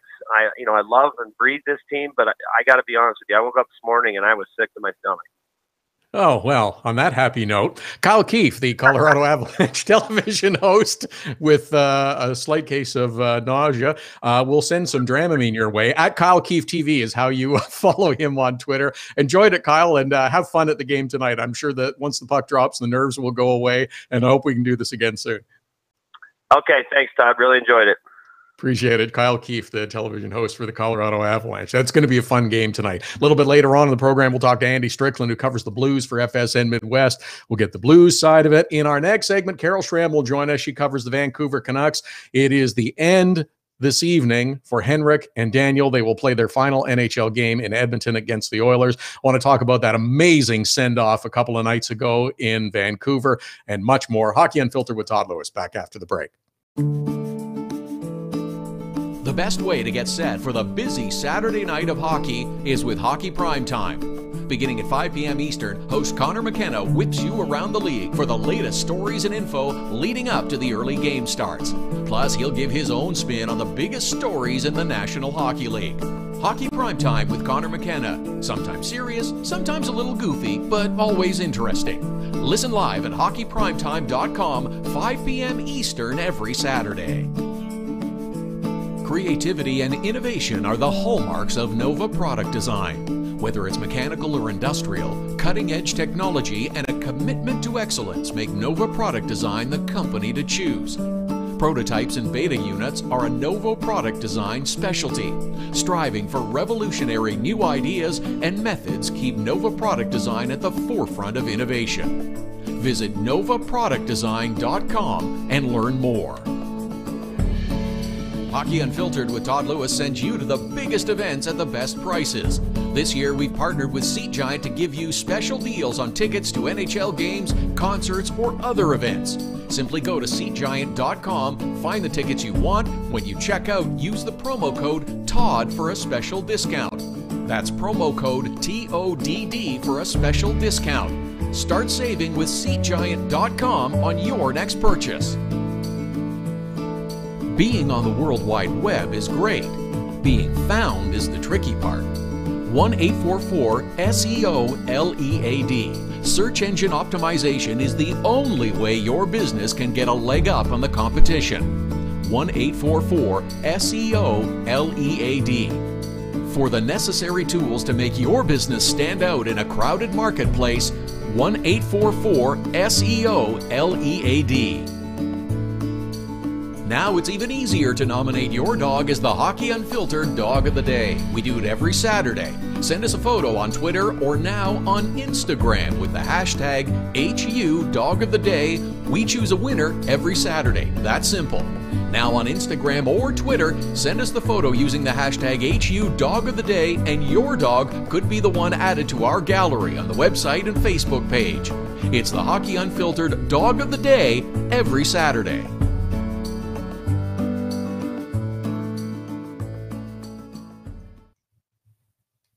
Saturday edition of Hockey Unfiltered with Todd Lewis continues. Whoa, it's been busy. It's a super busy day in the National Hockey League with 15 games. Playoff positions will be decided. Matchups should be decided and much more. At Hockey Unfiltered, at Todd Lewis Sports, our Twitter and Instagram handles. We're live at hockeyunfiltered.com and on the Hockey Unfiltered app every Saturday and Sunday, 11 Eastern, 8 a.m. Pacific. Andy Strickland will join us before the top of the hour. We'll talk St. Louis Blues as they get set to try to get themselves into the postseason with their game against the Colorado Avalanche this evening. Late game this evening is the Vancouver Canucks in Edmonton to take on the Oilers. It will be the final NHL game for Daniel and Henrik Sedin, who had an unbelievable final game in Vancouver a couple of nights ago. Carol Schramm covers the Canucks. You can follow her on Twitter at Pool88. Carol, the Sedin's send-off kind of got short shrift in a couple of areas here in the United States. Has Canada still absorbing all that took place a couple of nights ago with that overtime winner from Daniel to win the game over Arizona? I think so. Vancouver has been just galvanized by this story all week since Daniel and Henrik made their announcement on Monday that they will be hanging it up at the end of the year. But what a way to go out! It's been amazing to see the outpouring of love, both from fans across the country as well as players and people in the hockey world. And the show that they put on Thursday night was just unlike any other last home game of the season I've ever been at. Yeah, it was pretty something else to watch when the Canucks drew even, and then Henrik winds up with an assist on Daniel's game-winning goal in overtime. That is a movie script, and at the same time, Daniel ties Brock Besser for the club lead in points and goals and points and scoring with that overtime goal. It's just been an unbelievable event, and we knew that there would be great ovations as they stepped out onto the ice and as they left the ice in Vancouver, but it was the spontaneous standing ovations through the game that I think got everyone. Yeah, on Tuesday night against Vegas, we saw a little bit of that when because they came back from 4-1 in that game as well before losing in the shootout. And so during the third period of that game, as the comeback was on in the third period, we kept seeing these eruptions at each commercial break, each time they took to the ice, and the emotions just built and built, and it felt very much like that was what fueled the comeback on Tuesday night. So when they went down 3-1 to Arizona on Thursday, I had every confidence that the same thing was going to happen again. It just seemed like right from the get-go that it was so Hollywood-esque of how the heroes have to go through some adversity before they can come back and enjoy this massive triumph. And it played out so perfectly. If it wasn't a movie, nobody would believe it. Yeah, that's true. And the chance of one more year, and I don't think there's any doubt in anyone's mind anymore, if there was, that these two guys could continue their playing career. But like some others in other sports and in hockey in the past, they've decided, yep, it's just the right time for us to leave, citing family as much as anything. Yeah, one of the things that they pointed out, everyone, the fans and everybody is so focused on what they would still be able to do. But Daniel talked about one shot on the Jumbotron during the game where they showed two of their kids, one of Daniel's boys, one of Henrik's boys, playing rock paper scissors in the box during a commercial break, and they were so focused on their little game and playing. And Daniel said when he looked up and saw the kids, that was when he was like, yes, this is the right thing. This is what's important. Yeah, and understandably so. And the other thing that we've seen over the last week, despite what some said during their careers, especially in the early going, but also not that long ago, you got to see how determined and hardworking and tough both Henrik and Daniel were to survive 17 seasons in the National Hockey League. They took an awful lot of abuse, both physical and verbal, throughout their careers, yet they maintained an elite level of determination and class and dignity moving through it. Absolutely. That's been something that here in Vancouver that we've always been conscious of, and seeing their evolution from those fresh-faced twins drafted together in 1999, and the hard work that they've put into developing their game. They've never been the best skaters. They've never had the best shot, but their work ethic and their commitment and their ability to rise above everything that has been thrown their way, and to still do it, with never a bad word to say about anybody, and with the level of responsibility that they've taken on within themselves as well, to just always keep that standard. That's going to be a legacy that stays with the franchise for a long time, and will definitely be part of the fabric of the team after they're gone. Carol Schramm is with us, covers the Vancouver Canucks. @Pool88 is how you follow her on Twitter. Henrik and Daniel Sedin playing their final game for the Vancouver Canucks this evening, as the Canucks are in Edmonton to take on the Oilers, finishing up a great 17-year career in Vancouver as members of the Canucks. And as great players as they were, again, the stories of they are at least as good a people, both of them, off the ice and away from the rink, as they are as talented and skilled and gifted as they are on the ice. Absolutely. One of the stories that's well known is after they signed that big contract 7 or 8 years ago, that they had their plan to donate $1 million to the BC Children's Hospital. They didn't even tell their agent about that before it happened. And so it was in motion, and JP Barry was sort of coming along, picking up the pieces, like, guys, you have to let me know when you make decisions like this. It's important to the planning of how things are going on. Yeah, the time that they've taken to interact with people in the community, the foundation that they've set up for grassroots hockey and helping out families and organizations. I feel like one of the things that makes it a little bit less bittersweet, seeing this all happen, is the fact that they will still be such an important part of the fabric of the community. I don't really feel like they'll be leaving, because they'll still be around. And I think that's great too. And it's as much as I've heard a number of stories of how they treated it and interacted with people. I don't know if you have a personal story that you can or want to share with us about interacting and dealing with the Sedins. I've heard so many good stories about having to deal with them as a member of the media or involved in whatever organization. They were just great people.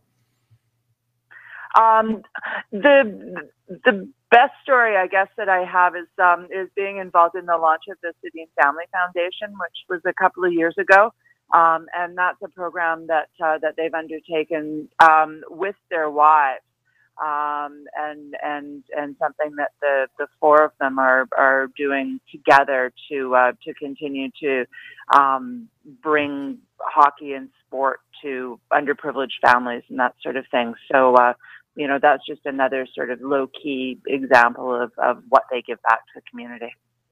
Carol Schramm with us, covering the Vancouver Canucks. @Pool88 is how you follow her on Twitter. I guess we would be remiss if we didn't talk a little bit about the rest of the team and the season that they've had and thinking going forward. The Sedins have absolutely dominated, and rightfully so, over these last few days. But even though he's been out for such a time, Brock Besser is a positive going forward. Bo Horvat is a positive going forward. There's some other good young talented players, including the Hobey Baker winner, who's going to be part of the Canucks organization going forward. It'll take some time, but they're moving in the right direction.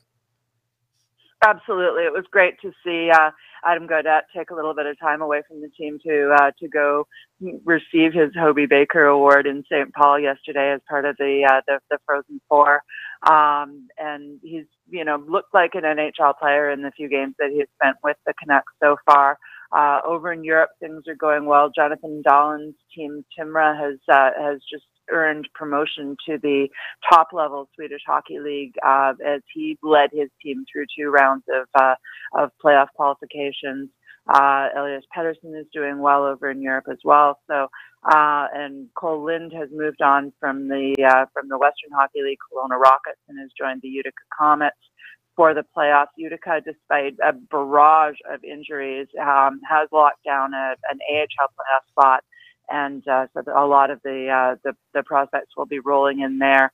Another player who has come out of nowhere and joined Utica over the last week is a 6th-round pick from 2015, I believe, called Lukas Jacek. He's from the Czech Republic and has 5 points in his first 2 AHL games on an ATO. So the possibilities of the kids that are coming and what we might see going forward is definitely something to look forward to, even as we close the chapter on this Sedin era. Yeah. Carol Schramm covering the Vancouver Canucks. @Pool88 is the Twitter handle to follow her. Thanks so much for the time today, Carol. We appreciate it. Great stories about Henrik and Daniel and what they've meant to the Canucks organization. And I'm sure we'll be talking again in the future. Thank you. Sounds great. Thanks for having me on, Todd. Carol Schramm covering the Vancouver Canucks. Henrik and Daniel will play their final game in Vancouver Canucks uniforms a little bit later on this evening in Edmonton against the Oilers. What a night it was on Thursday when the Vancouver Canucks hosting the Arizona Coyotes. Oh, we're down a couple of goals in the 3rd period. Oh, that's okay. We'll mount the comeback, come back and get even. And then in overtime, Henrik Sedin with an assist, Daniel Sedin with the game-winning goal, his 23rd of the season, ties him with Brock Besser for the team scoring lead. Game winner. It is a movie script how that was written. It was special. It was wonderful. It's really unfortunate that it got such little attention on the NHL PR network, which is supposed to, I thought, highlight great moments and players and stories within the league. But that Vancouver game was barely a 3-minute highlight pack, and you did not hear any interview pieces from the game-winning goal scorer. You got a little reaction from Henrik, but that was it. I thought it was abysmal how little coverage that got and how little attention that got after such tremendous careers, 17 years in the NHL, both with over 1,000 games, both with over 1,000 points in the NHL. As Carol said, they never had the best shot, never were the best skaters, but both of them at one point won the scoring title in the National Hockey League as well, and it just got such little attention. It was ridiculous. Although you shouldn't be surprised with the way hockey coverage goes sometimes. It wasn't that many years ago that Mike Milbury referred to them as Thelma and Louise. They were a lot tougher than that. But Henrik and Daniel will play their final game tonight in Edmonton. Good call to have John Shorthouse, who is the play-by-play voice of the Vancouver Canucks on television now, call the game as well on Canadian television. He's the Canucks' regular play-by-play person. Nice idea there. He's been there for their entire career. It is the right call. He also had a tremendous line right at the opening after the Canucks were introduced and the crowd roared and cheered as they came out and skated out onto the ice.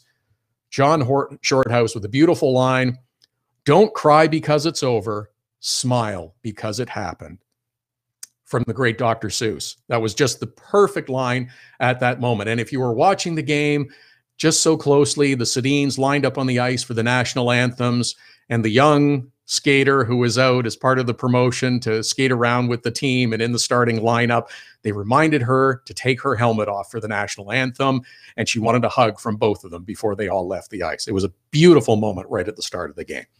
At Hockey Unfiltered, at Todd Lewis Sports Twitter and Instagram handle. Still looking for your Dog of the Day nominations. Last call, hashtag is HU Dog of the Day. Send them via Twitter, send them via Instagram. We like to honor and recognize great dogs. Tell us your name and your dog's name and the story of how you came together. We like to honor great dogs and do so every Saturday with the Dog of the Day. In our next segment, Andy Strickland will join us. We'll talk St. Louis Blues in the game against the Colorado Avalanche and get you set for a busy day in the National Hockey League. Hockey Unfiltered with Todd Lewis, back after the break. So you had to get groceries, take your daughter to dance class, and a pipe burst in the kitchen. You missed Hockey Unfiltered with Todd Lewis. No problem. All of our shows are available as a podcast right after the show airs, so you can listen when life gets in the way of hearing us live. Subscribe through iTunes and get alerts as soon as the podcast is available, or go to our website, hockeyunfiltered.com, and listen. Plus, check out the other cool stuff. The Hockey Unfiltered with Todd Lewis podcast. Subscribe now through iTunes. Get your business started getting more leads. 1-844-SEO-LEAD. The number to call if you want more online leads for your business is 1-844-SEO-LEAD. Search engine optimization can be the difference between success and failure. It's no coincidence which businesses are listed first in Google searches. Call 1-844-SEO-LEAD. Hockey Unfiltered with Todd Lewis sends you to the biggest events at the best prices. This year, we've partnered with Seat Giant to give you special deals on tickets to NHL games, concerts, or other events. Simply go to SeatGiant.com, find the tickets you want. When you check out, use the promo code TODD for a special discount. That's promo code TODD for a special discount.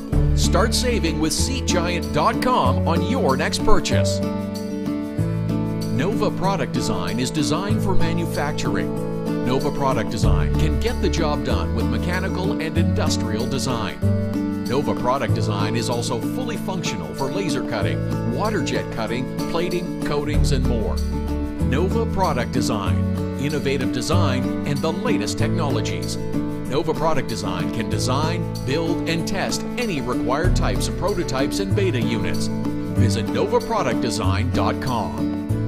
We're looking for your Hockey Unfiltered Dog of the Day nominations every Saturday. Now you can send them through Instagram. Use the hashtag HU Dog of the Day. Send us a photo of your dog on Twitter or Instagram to nominate them as the HU Dog of the Day. Include your name, the dog's name, and any other cool details you want. We choose a winner and add them to the Dog of the Day gallery on our website and Facebook page. It's the Hockey Unfiltered Dog of the Day every Saturday. Hashtag HU Dog of the Day.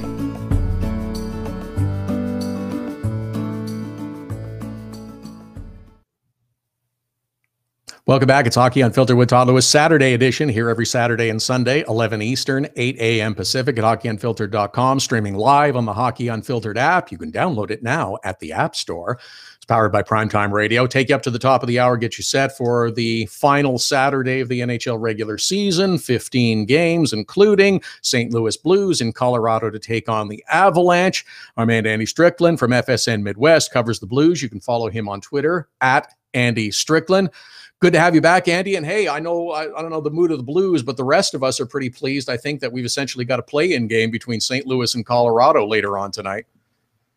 No, I know. How about that, Todd? I mean, this game has been circled on the calendar really for several weeks, knowing that the possibility was there, and it started getting more and more clear as closer as we got to the game that this was the potential of this being a play-in game was in play.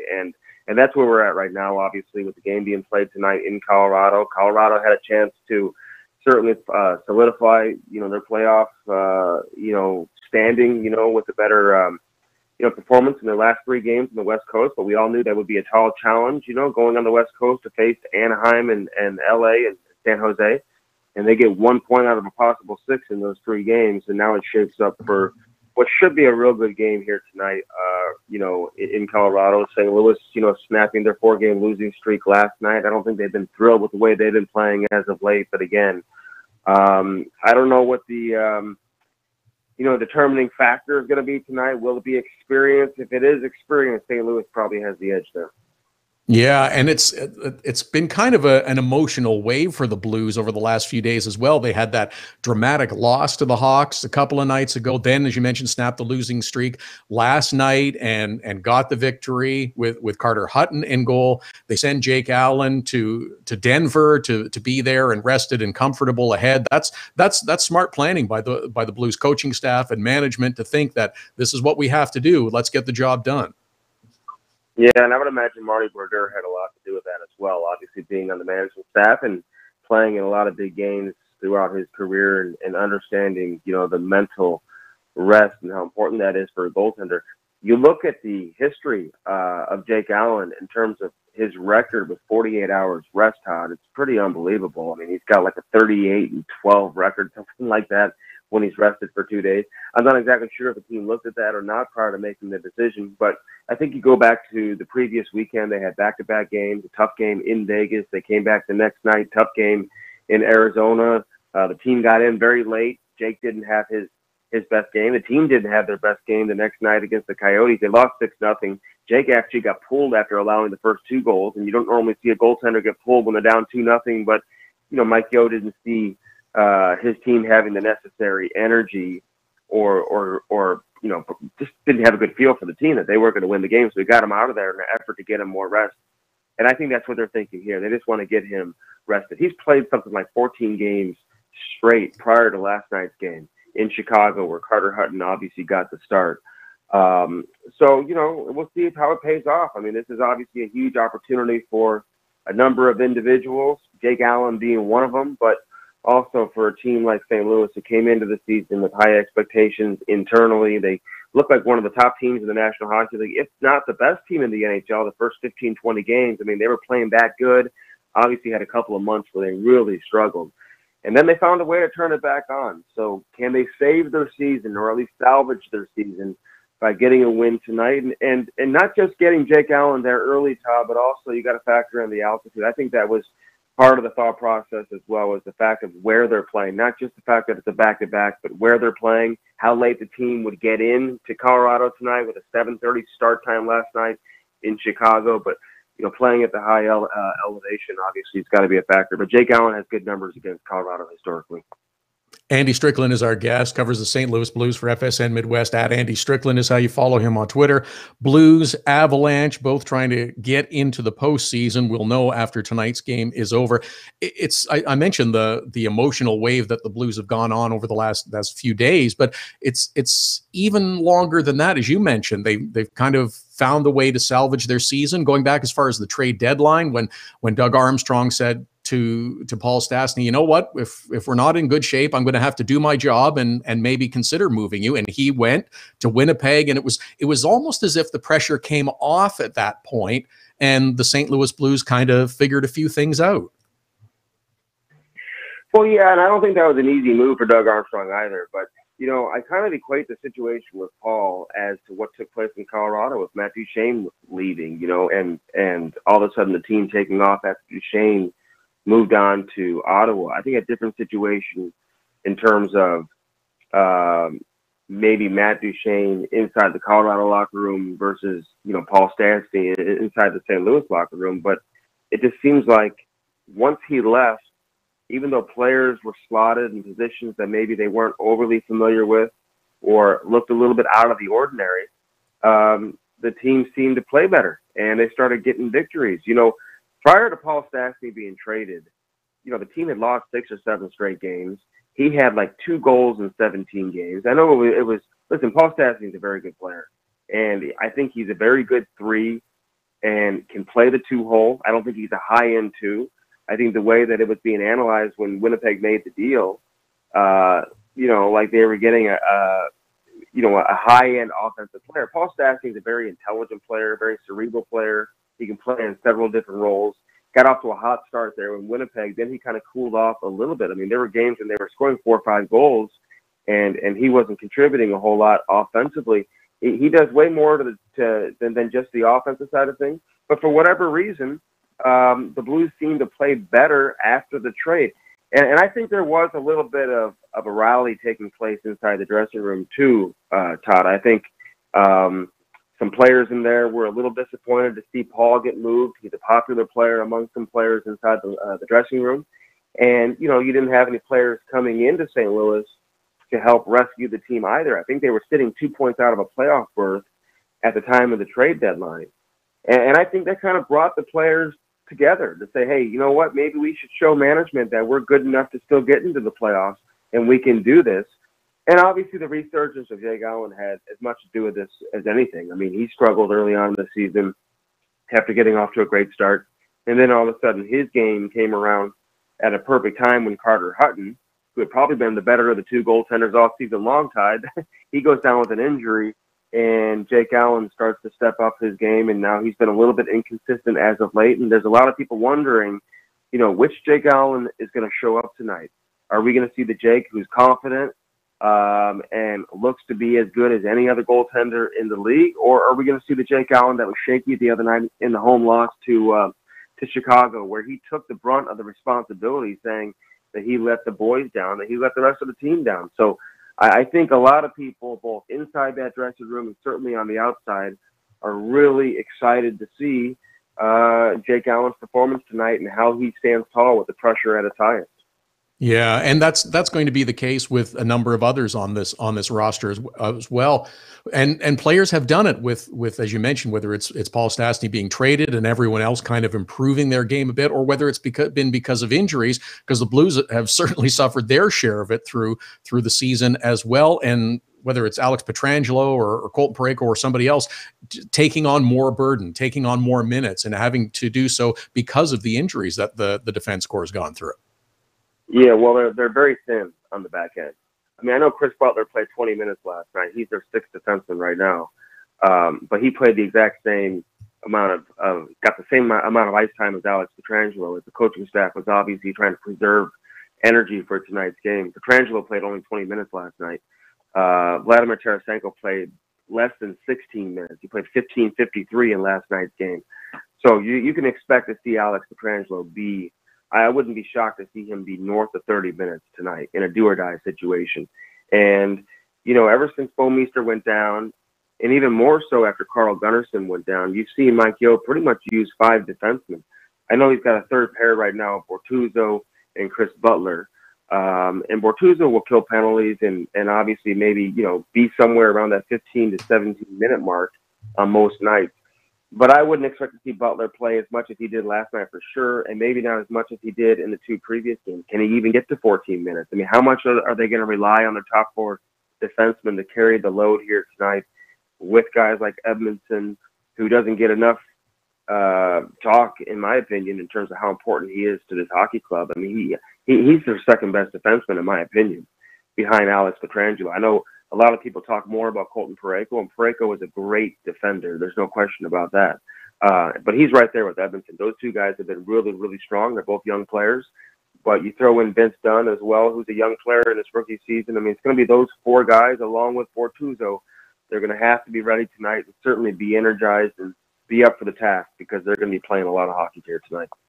Andy Strickland with us, covering the St. Louis Blues for FSN Midwest, at Andy Strickland to follow him on Twitter. Blues in Colorado to take on the Avalanche.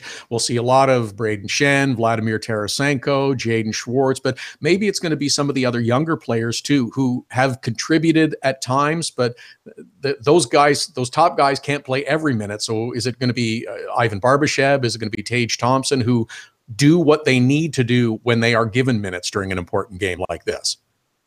Yeah, and it's going to be interesting to see, again, how they're used.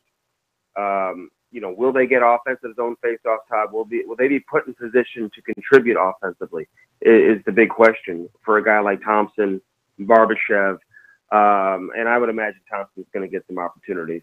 And he only has 3 goals on the season. I think he's been better as of late, starting to really pick up his game. He's just 20 years of age, so they would welcome an offensive performance from him tonight and see if he can score a big goal. We saw it last night with Patrick Berglund, who scores a hat trick in a pretty big game. I know it wasn't a must-win game for St. Louis, but still a big game for sure, and he comes through. But this is where you look for guys like Steen. Brodziak's been a guy who's now playing on the second line with Berglund, and Alexander Steen. I mean, he's been exceptional in the 2-hole for the Blues. But Vladimir Sobotka, who came back over from the KHL last year, played the final regular season game, and he was pretty good for the Blues in the playoffs. His game's been a little bit up and down this year, Todd, but he's been playing his best hockey as of late, especially with the puck and in offensive situation. He's making plays. But in a game like this, and I know we always say that, sometimes the top lines cancel each other out, because you look at Colorado, Todd, they're not a very deep offensive team either. They pretty much live or die with one line offensively. Yeah. Even though they've got the young kids, the rookies who have, had good rookie seasons. I think they have 3 rookies on their roster with at least 10 goals. One of only a handful of teams, maybe the only team in the National Hockey League who can say that. Maybe I think New Jersey might be the other team who has 3 rookies with at least 10 goals on the year. But this is where your best players really need to step up. I mean, you got to rely on Tarasenko. Hey, he hasn't had a ton of success against Colorado throughout much of his career, including this season. I don't think he scored against the Avs at all this season, although his last game out, I think he had 8 shots on goal against the Avalanche. But it's him, it's Shen, it's Schwartz, it's Pietrangelo. I mean, this is why they get paid the big bucks. You need these guys to step up, and it goes without saying, you need a good performance from Jake Allen. But I would look for Tarasenko to really be energized and to play a good hockey game and to look dangerous. You can often see how well he's going to play from his first couple of shifts, Todd. Does he have energy? Is he getting open? Is he creating offensive chances for himself? And is he shooting the puck? And if he is early on, it's a good sign for St. Louis. It's going to be fun for all of us to watch. Andy Strickland covering the St. Louis Blues for FSN Midwest, at Andy Strickland to follow him on Twitter. Good stuff as always, Andy. I enjoy the time, and hopefully we can have you back again soon. Anytime, Todd. We'll talk soon. Enjoy the weekend. You bet. Andy Strickland with the St. Louis Blues getting set for their game against the Colorado Avalanche. Avs need to win in regulation for them to make the postseason. If the Blues get a single point or win in overtime or a shootout, then they get in. Pretty cool to come down to the final game of the regular season. Last game of the regular season for both teams. This one's hard to handicap too. Blues played the night before, but weren't really overtaxing a lot of their players. But they have to travel. They have to go to Colorado. They have to play in the altitude, and that does make a difference. That's why Jake Allen got sent ahead. Going to be an interesting one to watch. At Hockey Unfiltered, at Todd Lewis Sports, our Twitter and Instagram handles to follow. Squeeze in as much as we can before the top of the hour and action gets going on the busy final Saturday of the NHL regular season. We'll try and lay out again how some of the winners and losers will impact playoff positions. Hockey Unfiltered with Todd Lewis, back with more after the break. There's special savings for Hockey Unfiltered listeners with our new ticket partner, Seat Giant. And Canadian fans can also purchase in Canadian dollars. Go to SeatGiant.ca, find the tickets you're looking for. Doesn't matter if it's NHL games, concerts, or any other event. You get a special discount with the promo code TODD. That's Todd with 2 Ds. Just enter the code, get the discount, you save. That's simple. Save on your next ticket purchase with Hockey Unfiltered and Seat Giant. The best way to get set for the busy Saturday night of hockey is with Hockey Primetime. Beginning at 5 p.m. Eastern, host Connor McKenna whips you around the league for the latest stories and info leading up to the early game starts. Plus, he'll give his own spin on the biggest stories in the National Hockey League. Hockey Primetime with Connor McKenna. Sometimes serious, sometimes a little goofy, but always interesting. Listen live at hockeyprimetime.com, 5 p.m. Eastern every Saturday. Search engine optimization is the key to success for your online business. It can be the key to success for any business. 1-844-SEO-LEAD is the number to call to get your business at the top of all searches. An official partner of Google, they have the tools necessary to make your business the one people notice first. 1-844-SEO-LEAD. Now you can nominate your dog or any dog you love as the Hockey Unfiltered Dog of the Day through Instagram. Every Saturday, Hockey Unfiltered with Todd Lewis will take your nominations for the Dog of the Day. Use the hashtag HU Dog of the Day. Send us a photo with the dog on Twitter or Instagram to nominate your dog. We choose a winner at the end of the show, and your dog will be recognized in the HU Dog of the Day gallery on our website and Facebook page. Hashtag HU Dog of the Day. Creativity and innovation are the hallmarks of Nova Product Design. Whether it's mechanical or industrial, cutting-edge technology and a commitment to excellence make Nova Product Design the company to choose. Prototypes and beta units are a Nova Product Design specialty. Striving for revolutionary new ideas and methods keep Nova Product Design at the forefront of innovation. Visit novaproductdesign.com and learn more.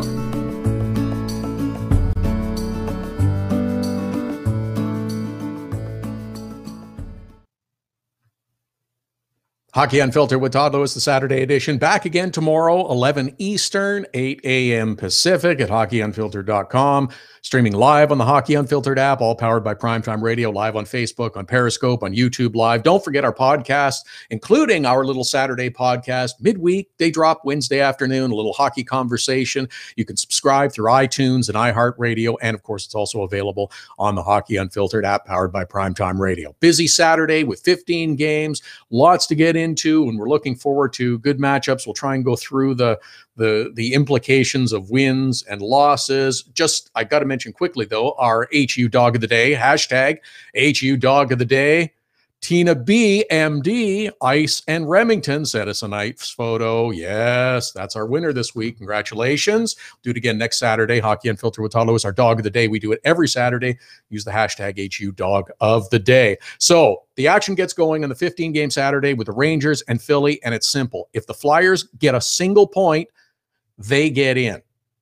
1 point, all they need, they get into the postseason. That doesn't decide completely all the matchups in the first round, but if Philly gets a point, they get in, and the Florida Panthers are eliminated. Boston Bruins, they're a couple of points behind the Tampa Bay Lightning after the Bolts won on Friday night. We'll see. It's Ottawa taking on Boston. I'm not expecting much from Ottawa because they didn't look particularly strong on Friday in Pittsburgh. Buffalo played the Tampa Bay Lightning hard on Friday. There was a lot of scoring in this game. In fact, if I'm Tampa, there was too much scoring for my liking, especially by the Buffalo Sabres. I said earlier that the Tampa Bay Lightning defensive structure kind of resembles spring break in Florida. A little loose, a little wobbly, and some bad decisions being made. We'll see how Tampa does against the Carolina Hurricanes this evening. If Tampa wins in regulation, they win first place in the Atlantic. There's nothing Boston can do. Now, if they win in a shootout or they lose, Boston, it is still possible to take top spot if they get 2 non-shootout victories over the next couple of days. Against Ottawa Saturday and in the makeup game against the Florida Panthers. Still possible. So we may not have all the playoff combinations coming up until tomorrow, but we'll figure that out tomorrow. The New Jersey Devils are going to rest a bunch of players. Kyle Palmieri is going to sit. Travis Zajac is going to sit. Taylor Hall is going to sit in their game against the Washington Capitals. Both are in, so New Jersey's taking the opportunity to rest some players. We're just talking about St. Louis and Colorado. It is kind of essentially a play-in game. We talked about it a lot last week. We're hoping for it. It's exciting. St. Louis, all they need is a single point. All they need is a single point. Colorado must win in regulation to make their way into the postseason. Wouldn't that be something, though? To go from 48 points last year to make it all the way back into the playoffs this year. St. Louis played last night. They have the travel. Jake Allen, lost that last game against the Chicago Blackhawks that he played. It was Carter Hutton that played last night in the second half of the home and home against Chicago. They sent him to Denver early. He should be rested. Hopefully the rest of the team has a little bit of energy. I hope it's a good back and forth game. I'd like to see it decided in regulation one way or the other. If it's Colorado, great. If it's St. Louis, that's okay too. It's not like a fluky win by the opposition. If you're Colorado, that might frustrate you a little bit. I think it'd be great. Anaheim is in Arizona. Dallas is in LA. And Minnesota takes on the San Jose Shark. There's a lot of juggling that can take place amongst those three California teams. Anaheim had a victory over the Dallas Stars on Friday night. That moved them into third place in the Pacific Division. Pushes LA down a spot. The San Jose Sharks, as we get set to begin play on Saturday, are sitting second in the Pacific Division. Now, depending on what each of these three teams do, will dictate the matchups in the first round and who will have home ice advantage. San Jose, they can help themselves, pick up a couple of points, make it easy. They'll hang on to second. They will host the first round against either Anaheim or Los Angeles. That would be the optimum thing for the San Jose Sharks to do. And I'm not so sure how much of an effort you're going to get from Minnesota. Not just because they're going to lay down, but they're already locked in. They're finishing third in the Central. They are facing off against the Winnipeg Jets. They have got to deal with some injuries on defense. Ryan Suter is done for the year. Jared Spurgeon is just hopefully coming back and going to be able to absorb some of those minutes. Minnesota might like to take it easy and have as much strength as they can for whenever they begin their playoff series against the Winnipeg Jets. San Jose should be able to collect a couple of points and assure themselves of a second place finish. And of course, it's Vancouver and Edmonton. Final game for the Sedins. Henrik and Daniel, they will go out this evening. Is it another final game for John Tavares as a member of the New York Islanders? Isles taking on Detroit in sort of a nothing game because neither team is going to the postseason. We'll talk more about John Tavares tomorrow, I think, because he will have played the final game. There will be a whole bunch more ridiculous and stupid speculation about John Tavares, and I don't think he knows what he's doing yet, because that's what he said all season long. I'm focused on now. I'm going to look at it in the offseason. I don't think he's made a decision one way or the other. Oh, but there was one jerk who immediately popped up when Vancouver became aware that the Sedins were leaving Vancouver. Oh, that opens up $14 million for the Canucks to pursue Tavares. Shut up already. People spewing this kind of nonsense and stupidity, that is flinging poo at the wall to see if it'll stick. Does John Tavares even resemble a fit for the Vancouver Canucks? No. They're jettisoning veteran players. They don't want to acquire more of them. 28, 29 years old and signing him to an 8, get out of town. That's a stupid thing to say. We're looking forward to exciting action, though, on a whole bunch of fronts. How many playoff positions and matchups will be decided when we reconvene again tomorrow? Wait and see. Probably a few, and we'll look into it as well.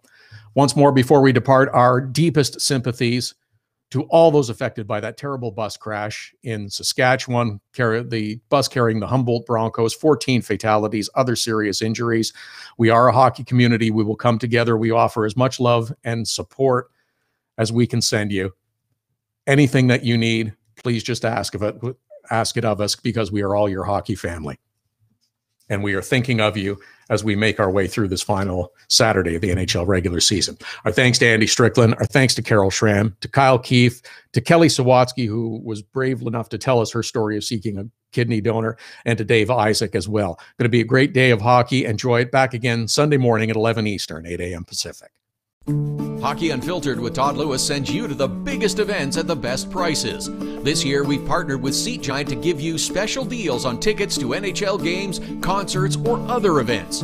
Simply go to SeatGiant.com, find the tickets you want. When you check out, use the promo code TODD for a special discount. That's promo code TODD for a special discount. Start saving with SeatGiant.com on your next purchase. Get your business started getting more leads. 1-844-SEO-LEAD.